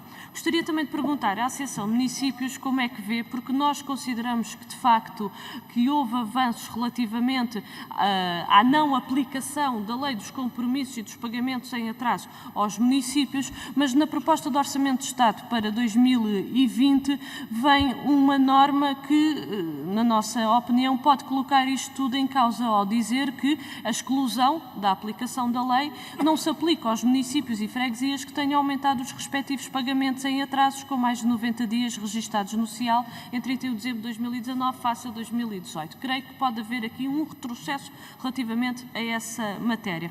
Queria ainda, no tempo que me resta, referir o seguinte. Nós também não acompanhamos, aliás, essa é já uma posição que é conhecida, a tentativa de responsabilização dos municípios, inclusivamente com a intenção de retenção de verbas no que diz respeito às faixas de gestão de combustível, e apresentamos também um conjunto de propostas que creio que vão ao encontro para resolver problemas em concretos, que se é positivo quando haja empréstimos do âmbito do BEI que não se consulte, seja excepcionada ou não seja necessária a consulta de outras entidades, mas que esses empréstimos, de facto, não vou concluir, não devem não devem ser considerados para efeitos de cálculo do limite de dívida total dos municípios, para que efetivamente aquilo que é de positivo relativamente a essa questão possa ser, de facto, haja lugar a essa concretização, porque se forem considerados pode inviabilizar o recurso a esse instrumento. Muito obrigado, Sra. Deputada. Agora, o Grupo Parlamentar do CDS-PP, Sra. Deputada Cecília Meireles, faço favor. Muito obrigada. Em primeiro lugar, sobre descentralização, eu percebo perfeitamente que um processo tão profundo não se pode fazer de um ano para o outro. E percebo até que possa haver uma fase de transição em que ele implique custos, para que depois esta despesa possa ser feita com mais eficácia e com mais proximidade, que é aquilo que todos queremos. Aquilo que, do nosso ponto de vista, não é aceitável, não é nós estarmos nessa fase de transição e não haver ainda esta maior eficácia. Aquilo que não nos parece aceitável é que não há um plano, não há objetivos, não há um mapa, não há rigorosamente nada. Aliás, aquilo que nos foi dito é que está neste momento a Ministra da Tutela a fazer um levantamento e, portanto, a questão que nós não deixaremos de colocar à Sra. Ministra é o que é que encontrou quando chegou ao Ministério e quando ficou com esta tutela, porque os últimos 4 anos eram supostos, nos últimos 4 anos era suposto ter existido um mapa, era suposto ter existido objetivos e era suposto nós sabermos o que é que vai passar para os municípios, como, até porque em 2021 essa passagem será obrigatória, como e o que é que isso vai significar de adaptação da máquina do Estado Central. Eu percebo que possa haver anos de transição. O que eu não aceito é o princípio de há uma parte fundamental das competências do Estado Central que passarão para as autarquias e o Estado Central continuará intocado. Até porque aquilo que dizem é aquilo que também resulta da minha experiência, que há uma enorme resistência, até da parte da administração e da administração desconcentrada, na identificação até do que pode ser passado e, portanto, eu percebo bem que se não houver uma vontade de fazer esta racionalização, aquilo que acontecerá é uma duplicação e isso acontecerá em prejuízo dos cidadãos e até da percepção que os cidadãos terão do exercício das competências pelas autarquias, porque se houver uma confusão no terreno em que ninguém já sabe quem é que é responsável, porquê, isso naturalmente será percebido pelo cidadão como uma menor eficácia, quando aquilo que se pretende é exatamente o contrário. É porque se sabe que os municípios e as autarquias, porque estão mais próximos, têm capacidade de exercer melhor aquelas competências. Em segundo lugar, em relação ao AIMI, aquilo que disseram de facto não é um imposto municipal, mas também não é um imposto da nossa autoria e nós não votamos favoravelmente a ele, portanto não podemos fazer nada mais do que propor a sua extinção. Em relação ao IMI, Eu percebo aquilo que dizem, porque de facto este imposto é de natureza municipal e a sua receita é municipal. A nossa preocupação é a seguinte: nós estamos a falar de património nacional, estamos a falar até de património protegido internacionalmente. Isto implica alguns encargos para quem é proprietário desse património, quando ele é de propriedade privada. Portanto, do nosso ponto de vista, faz sentido que esta isenção exista. O que eu pergunto à Associação Nacional de Municípios é se, concordando ou não com esta disposição, se, admitindo-se o princípio de que o Estado Central faz o ressarcimento, digamos, da receita perdida, percebam que a nossa preocupação aqui é assegurar que os proprietários deste património que continuam a beneficiar desta isenção, coisa que, com esta disposição, deixa de ser garantido e assegurado, e, portanto, é também esse interesse dos contribuintes que temos que proteger. Obrigada. Obrigado, Sra. Deputada. Palavra ao parlamentar do PAN, Sra. Deputada Fabiana Cunha. Faça-se, Sra. Deputada. Obrigada, Sr. Presidente. Reiterar os cumprimentos aos representantes da ANMP e gostava aqui nesta segunda intervenção de trazer 3 assuntos que nos preocupam e, no fundo, refletem também propostas que o PAN já tem apresentado em sede de Orçamento do Estado ou que irá dar o devido seguimento. O primeiro deles é o Fundo Geral Municipal, que, como sabemos, é um fundo que visa dotar os municípios das condições financeiras adequadas ao desempenho das suas atribuições em função dos respectivos níveis de funcionamento e investimento. E este fundo trago aqui também porque ele tem um papel muito importante no financiamento da gestão das áreas protegidas nos municípios, pelos municípios. Contudo, nos últimos anos temos recebido queixas diversas no sentido de que as verbas deste fundo não estão a chegar aos seus destinatários e há quem defenda que o problema se prende com a fórmula de cálculo, há outros que defendem que se prende com falta de vontade política. No fundo, o que gostaríamos de saber é a posição da ANMP sobre este fundo e o que é que realmente se tem passado na atribuição da verba aos seus destinatários.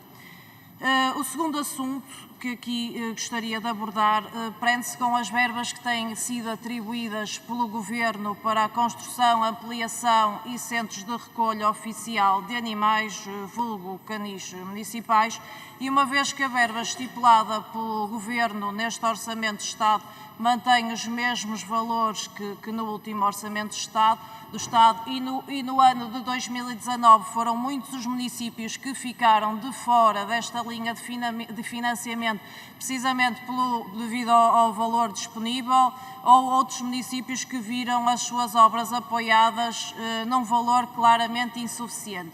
Recordamos até que em 2017 a DGAV e a DGAL apresentaram um relatório conjunto sobre o levantamento das necessidades dos centros de recolha oficial de animais no nosso país e que apontava aqui para as necessidades na ordem dos 33 milhões de euros. O que quero realmente perguntar é se considera a ANMP que seria benéfico para os municípios haver um reforço desta verba em sede de Orçamento do Estado.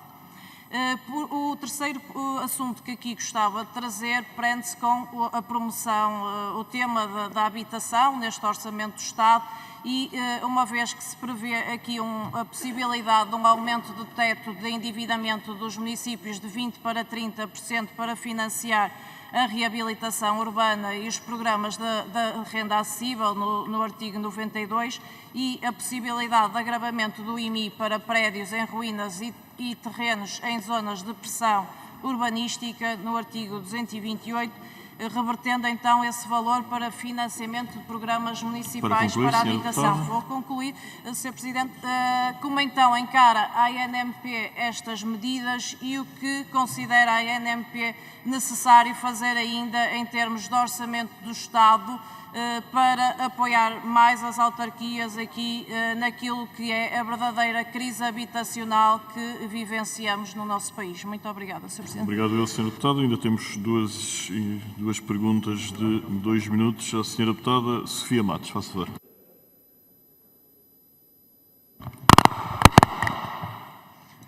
Sr. Sr. Presidente, muito obrigada. Cumprimento o Sr. Presidente da ANMP, senhores vice-presidentes, saúde a vossa presença. A questão que vim colocar prende-se com uma proposta que foi apresentada pelo Sr. Presidente da Câmara Municipal da Trofa, junto do Conselho Metropolitano do Porto, e que se refere à aplicação da taxa mínima do IVA às refeições escolares e à iluminação pública. O IVA relativamente ao serviço de refeições escolares é pago pelas autarquias a terceiros contratados e, para este efeito, é aplicada uma taxa de IVA de 13%, como bem sabem. E relativamente ao IVA na iluminação pública, atualmente as câmaras municipais pagam 23% para garantir o serviço de iluminação pública, que é, assim como as refeições escolares, um serviço que compete ao Estado Social. Ora, a nossa opinião, e é também uma posição que eu penso que é transversal a muitos presidentes de Câmara, é que as taxas a aplicar deveriam ser reduzidas, pelo menos a primeira à taxa mínima de 6% e a segunda, respectivamente, à taxa pelo menos intermédia de 13%. Reparamos que no parecer da Associação Nacional de Municípios realmente se referem a esta situação como, e passo a citar, lamentável e injustamente, também não procede a muito requerida redução para a taxa mínima do IVA na iluminação pública e nas refeições escolares. Ora, Sr. Presidente, de facto, o agravamento deste imposto foi introduzido num período de crise e foi introduzido como, supostamente, uma medida temporária. E aquilo que percebemos aqui é que, de facto, o Partido Socialista e o Governo da República usa a crise quando dá mais jeito para arrecadar dinheiro aos contribuintes, mas quando não dá jeito, ou quando vamos a eleições, afinal já ultrapassamos a crise e o país já é um país das maravilhas. Ora, Sr. Presidente, o que lhe pergunto é, afinal, o que é que, já que não fez nenhuma proposta, já que não produziram nenhuma proposta de alteração à proposta de lei do Orçamento de Estado neste parecer da Associação Nacional de Municípios, já estou a terminar, Sr. Presidente, que expectativas é que tem de que o Governo possa vir a alterar esta situação que, orçamento após orçamento, continua a deixar de fora e a ignorar os seus próprios autarcas do Partido Socialista? Obrigada. Muito obrigado, Sra. Deputada. Sra. Deputada Maria Gabriela Fonseca. Muito obrigada, Sr. Presidente. Cumprimento o Presidente da Comissão e a Associação Nacional de Municípios na pessoa do Sr. Presidente. O ensino profissional é uma aposta do Governo e da Europa. A meta é ter 50% dos alunos do ensino secundário no ensino profissional. Todas as escolas profissionais são financiadas a 100%, 85% por fundos comunitários através do POCH e os 15% de comparticipação pública nacional é assegurada pelo Orçamento de Estado via Orçamento da Segurança Social e Trabalho, incluindo as escolas profissionais particulares.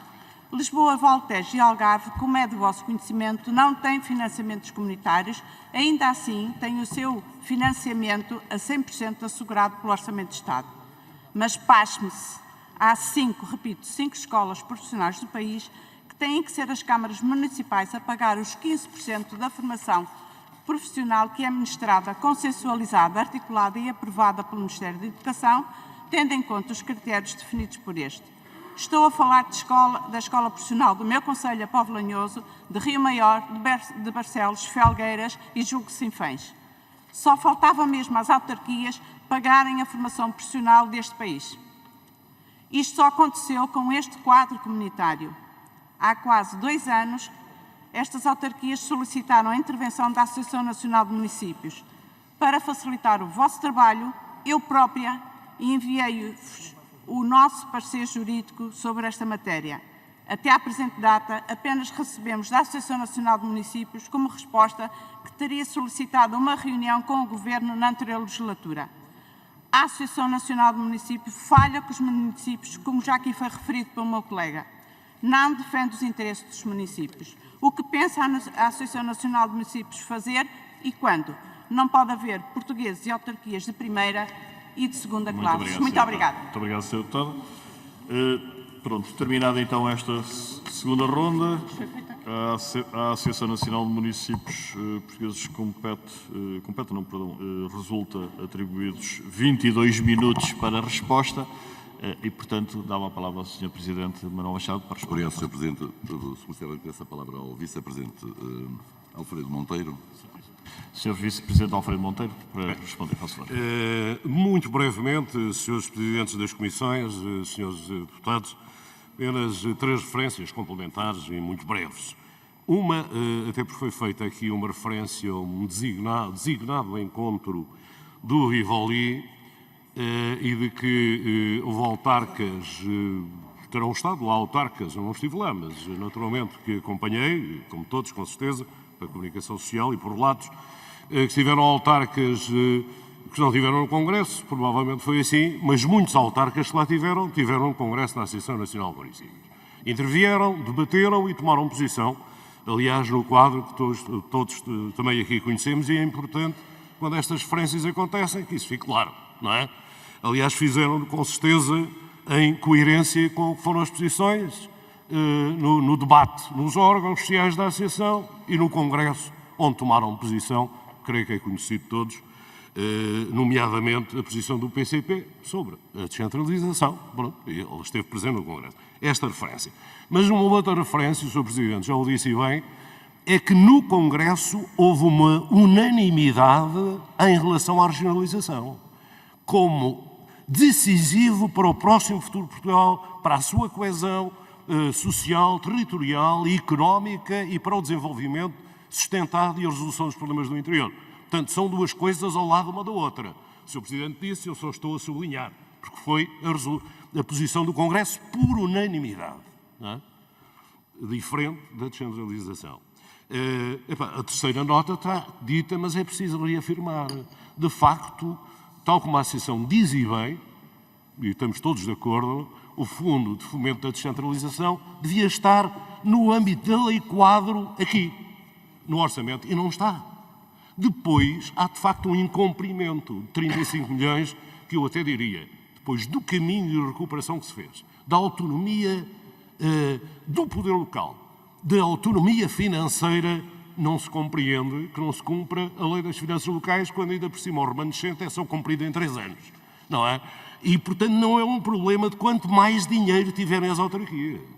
É uma questão objetiva de cumprimento depois do que se recuperou, do que se ganhou e que agora, de facto, não tem sentido, tanto mais que a DGAL está de acordo, faltam 35 milhões, tanto mais que o Conselho de Coordenação Financeira está de acordo, faltam 35 milhões. Naturalmente, o que o Sr. Presidente disse, nós reiteramos, é que com certeza a Assembleia da República vai ter sensibilidade para o cumprimento necessário para o poder local da Lei das Finanças Locais. Obrigado. Muito obrigado, Sr. Presidente Manuel Machado. Muito obrigado. Muito obrigado, senhoras e senhores deputados, pelas questões formuladas. E, de novo, o nosso agradecimento à Comissão do Poder Local e à Comissão de Economia e Finanças, convite para estarmos aqui a participar nestes trabalhos. Eu procuraria sublinhar pontos que serão resposta comum. Neste projeto de lei do Orçamento de Estado para 2020, tal como aconteceu em anteriores, há aspectos em que a Associação Nacional de Municípios Portugueses tem de ser repetitiva. Pronto, é da vida, como diria alguém. E é repetitiva porque há coisas que são difíceis e compreendemos e alinhamos na construção de soluções, mas há coisas, ou áreas, ou matérias que não têm sentido e temos que, todos os anos, fazer esta afirmação de aspectos que, por exemplo, a autonomia do poder local, a questão da contratação de serviços, poupem-nos disso. Aumenta a despesa pública. Basta a hora de trabalho do Presidente da Câmara, mais não sei quantos funcionários. Isto aumenta a despesa, agrava a despesa pública. Ataca a autonomia. Solicitamos que seja eliminado. Não é caro. Na aquisição de serviços, como noutras áreas, uma que é repetitiva também, taxa de audiovisuais para as baixadas de eletricidade, ou cobrada a pretexto das baixadas de eletricidade. Eu custa-me ter televisores no cemitério municipal. Ninguém os vê. Porquê é que é de pagar a taxa? Porquê é que temos de pagar a taxa de audiovisuais dos semáforos, ou dos motores de rega dos jardins, ou de coisas N? É um racional elementar. É repetitivo. Eu devo dizer que há 30 anos que ando nisto. E, enfim, até agora foi um inconseguimento. Mas não deixamos de o dizer porque é um inconseguimento injusto. Outra componente que reclamamos e somos repetitivos. O IVA da iluminação pública e das refeições escolares é justo que seja a taxa reduzida. Tanto mais que ainda agora vamos ter novas atribuições, nova descentralização, para melhorar o serviço às nossas comunidades. E, portanto, é um ato de justiça. A questão da disponibilidade do Governo para a construção de soluções foi posta aqui, e bem, eu dou o meu testemunho, tem havido disponibilidade para encontrar soluções. Mas depois não acontece. Por exemplo, a gestão dos fundos europeus, dos fundos comunitários, a postura das autoridades de gestão dos POs regionais. Até hoje, apesar das orientações, e algumas foram dadas na minha presença, diretamente nas reuniões da Comissão de Coordenação respectiva, que integram a representação da ANMP, para a submissão de candidaturas a fundos europeus não teve de ser, no ato da submissão da candidatura, acompanhada do comprovativo da dominialidade da propriedade onde se vai intervir. Tem que ser impulsionado, tem que ser concretizado. A orientação foi emitida, mas do outro lado do processo não acontece. Foi abordada aqui a questão das escolas profissionais, ou questionada. Bem, primeira questão que gostaria de esclarecer. A ANMP, a Associação Nacional dos Municípios Portugueses, é a Casa Comum do Poder Local Democrático. Não é a tutela dos municípios. É a Casa Comum. Não tem que fazer aquilo que a senhora deputada aqui referiu. Eu também tenho no meu município uma escola profissional da Câmara Municipal e que faz um trabalho notável para a recuperação de jovens que, de outra maneira, seriam centrifugados da educação. Em sede própria e cada município, na relação com o Governo, porque é o Governo que tem de dar resposta àquilo que suscitou. Não é a ANMP.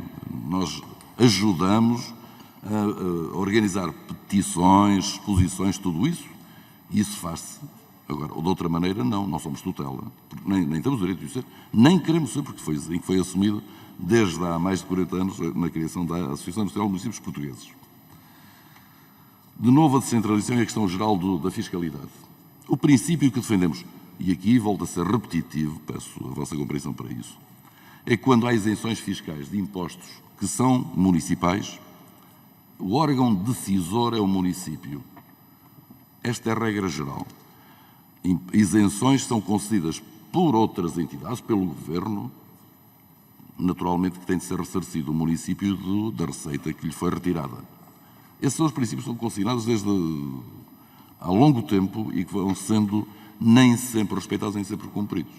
Agora, no caso de ser imposto que constitui a receita municipal, são os órgãos autárquicos que têm o poder, devem ter o poder e a responsabilidade da decisão. Porque aqui não é apenas o poder, não é apenas a questão pecuniária, é também da responsabilidade da decisão. E o mesmo se passa no que refere ao IMI dos centros históricos, ou melhor, do património classificado, é mais exatamente do património classificado. A questão da faixa de gestão de combustível.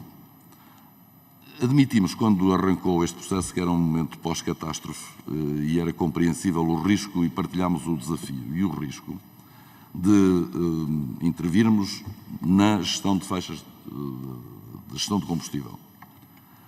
O ponto é que isto passou para uma componente de combinação de multas, de autuações. Relativamente à segurança da rede viária, as entidades detentoras da dominialidade das vias respectivas têm que fazer limpeza. Mas há uma questão de direitos de propriedade que não está resolvida. E há uma questão que está a onerar por autoridades do Estado andarem a multar, e onde sabem quem é o proprietário, vão multar o proprietário. No terreno ao lado não sabem quem é o proprietário, multam a Câmara Municipal. Eu, de facto, tenho umas dezenas e dezenas de participações, como arguido, também, pronto, faz parte, para pagar aquilo que um terreno que eu não sei. E ficarei arguido também se pagar. Porque eu posso estar a mandar pagar uma coima correspondente ao terreno de um primo, o que seria uma coisa desagradável.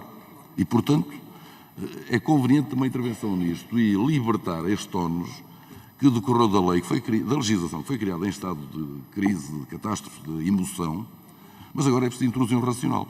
E depois tem também presente o seguinte: a natureza é, ainda bem, que induz o crescimento da vegetação e isso começa a ser ingerível. de 3 em 3 meses, na melhor das hipóteses, é necessário voltar a intervir. E aí nós temos algumas queixas nos municípios onde há articulação entre as juntas de freguesia e a Câmara Municipal. Temos queixas das juntas de freguesia, nós não conseguimos assim. Aquilo cresce logo outra vez, portanto, em 3 tempos fica de novo passível de arder. E é um perigo.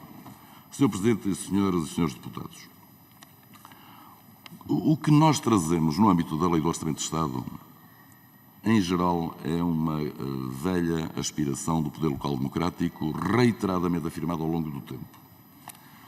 O que nós temos objetivamente hoje, comparando o que acontece em Portugal e na Europa, temos que da despesa municipal, na totalidade da despesa pública, é 23% na Europa, 12,5% em Portugal. Só a Grécia e a Irlanda têm valores inferiores. Da receita municipal, no total da receita pública, na Europa, 24%, em Portugal, 14%. E estamos a ser otimistas neste número.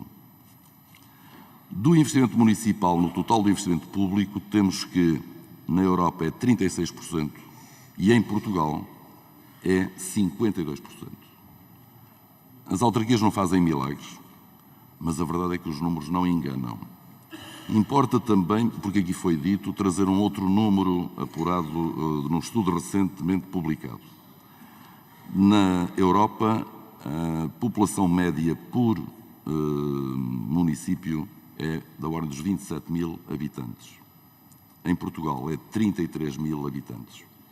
Esta é apenas uma informação que damos, porque sobre o investimento municipal vemos com atenção que só a Finlândia, a França e a Itália têm valores superiores a Portugal quanto ao investimento autárquico na proporção total do investimento público anual.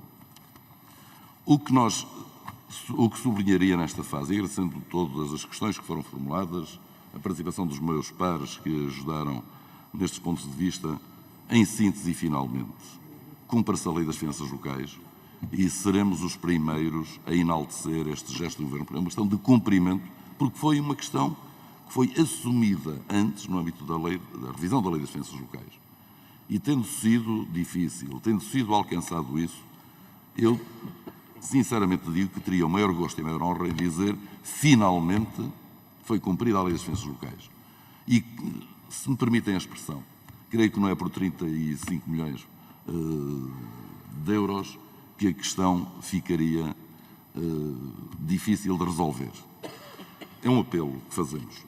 Tal como é um apelo que fazemos a que se expurgue de alguns diplomas que vieram num tempo de tensão, de dificuldades, de restrições, de crise financeira grave, como aconteceu, que possamos limpar alguns desses travões, desses impedimentos, desses constrangimentos, que acabando por ser ultrapassados só o são, se a lei não o permitir ou se a lei não for atualizada ou aperfeiçoada, correm o risco de serem ultrapassados através de expedientes administrativos e não gostaríamos de seguir esse tipo de caminhos. Portanto, são 2 apelos que fazemos de forma sincera e determinada. Quanto ao resto, obviamente que renovo o agradecimento por nos terem chamado para estarmos aqui a partilhar connosco esses nossos pontos de vista. No essencial, o parecer que a Associação Nacional de Municípios Portugueses emitiu não foi emitido de ânimo leve. Nenhuma palavra está a mais, nem nenhuma vírgula está a menos. Porque a questão da Lei das Finanças Locais ser cumprida, para nós cidadãos, para nós responsáveis políticos também, é uma questão de princípio que não pode ser esquecido. Muito obrigado. Sr. Presidente, como ainda há tempo, dá-me... Para que efeito, senhora? Um esclarecimento só à mesa, se puder ser. É uma interpelação à mesa, se puder ser. Sobre a condução dos trabalhos? Sim, sim. Não, sobre uma resposta. Sr. Deputada, não lhe vou dar a palavra, peço desculpa. Já se encerrou a ronda de esclarecimentos, o Sr. Presidente já encerrou e, portanto, a menos que invoque a norma regimental ao abrigo do qual está a pedir a palavra, eu recomendaria que eu não... Eu só pedi uma interpelação à mesa, uma vez que ainda tem de Já fez uma interpelação à mesa, Sr. Deputada, sobre a condução dos trabalhos? Qual é o problema com a condução dos trabalhos? Nenhum. Muito obrigado. Não é nada disso. Senhoras e senhores deputados, Cumpre-me agradecer a presença da Associação Nacional de Municípios Portugueses, na pessoa do Sr. Presidente Manuel Machado e todos os demais vice-presidentes que o acompanham, o Sr. Secretário-Geral. É um gosto também receber e uma honra para a Assembleia também poder partilhar reflexões com a Associação Nacional de Municípios. Vamos interromper os trabalhos até às 11h15. Continuaremos com a Associação Nacional, com a ANAF e, portanto, até já, Srs. Deputados.